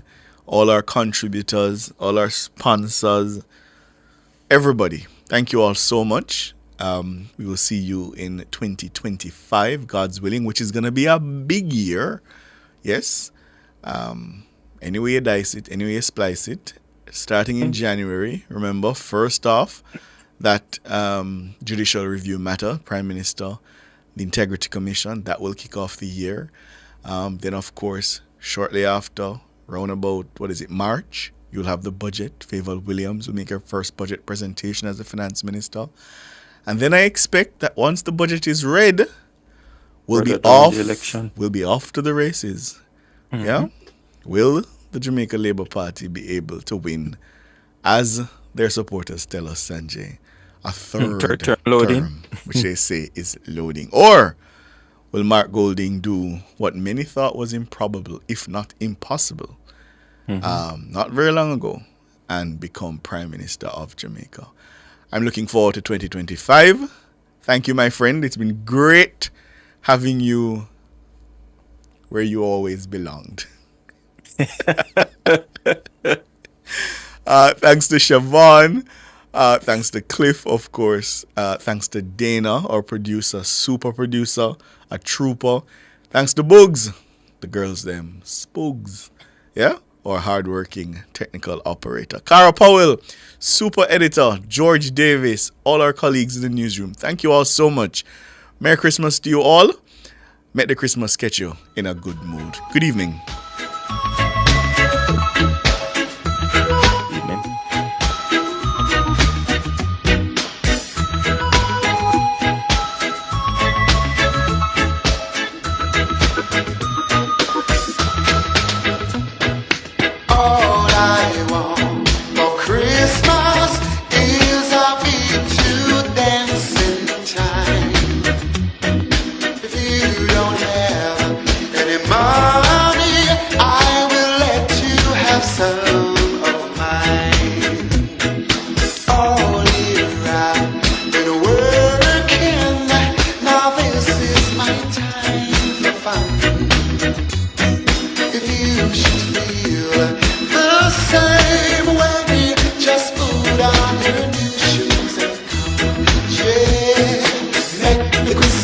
get you in a good mood. Let the Christmas get you feeling fine. Put on your dancing shoes and come with me tonight. We're gonna rock till broad daylight. Make the Christmas get you in a good mood. Make the Christmas get you feeling fine. Put on your dancing shoes and come with me tonight. Gonna rock till broad daylight. Rocking around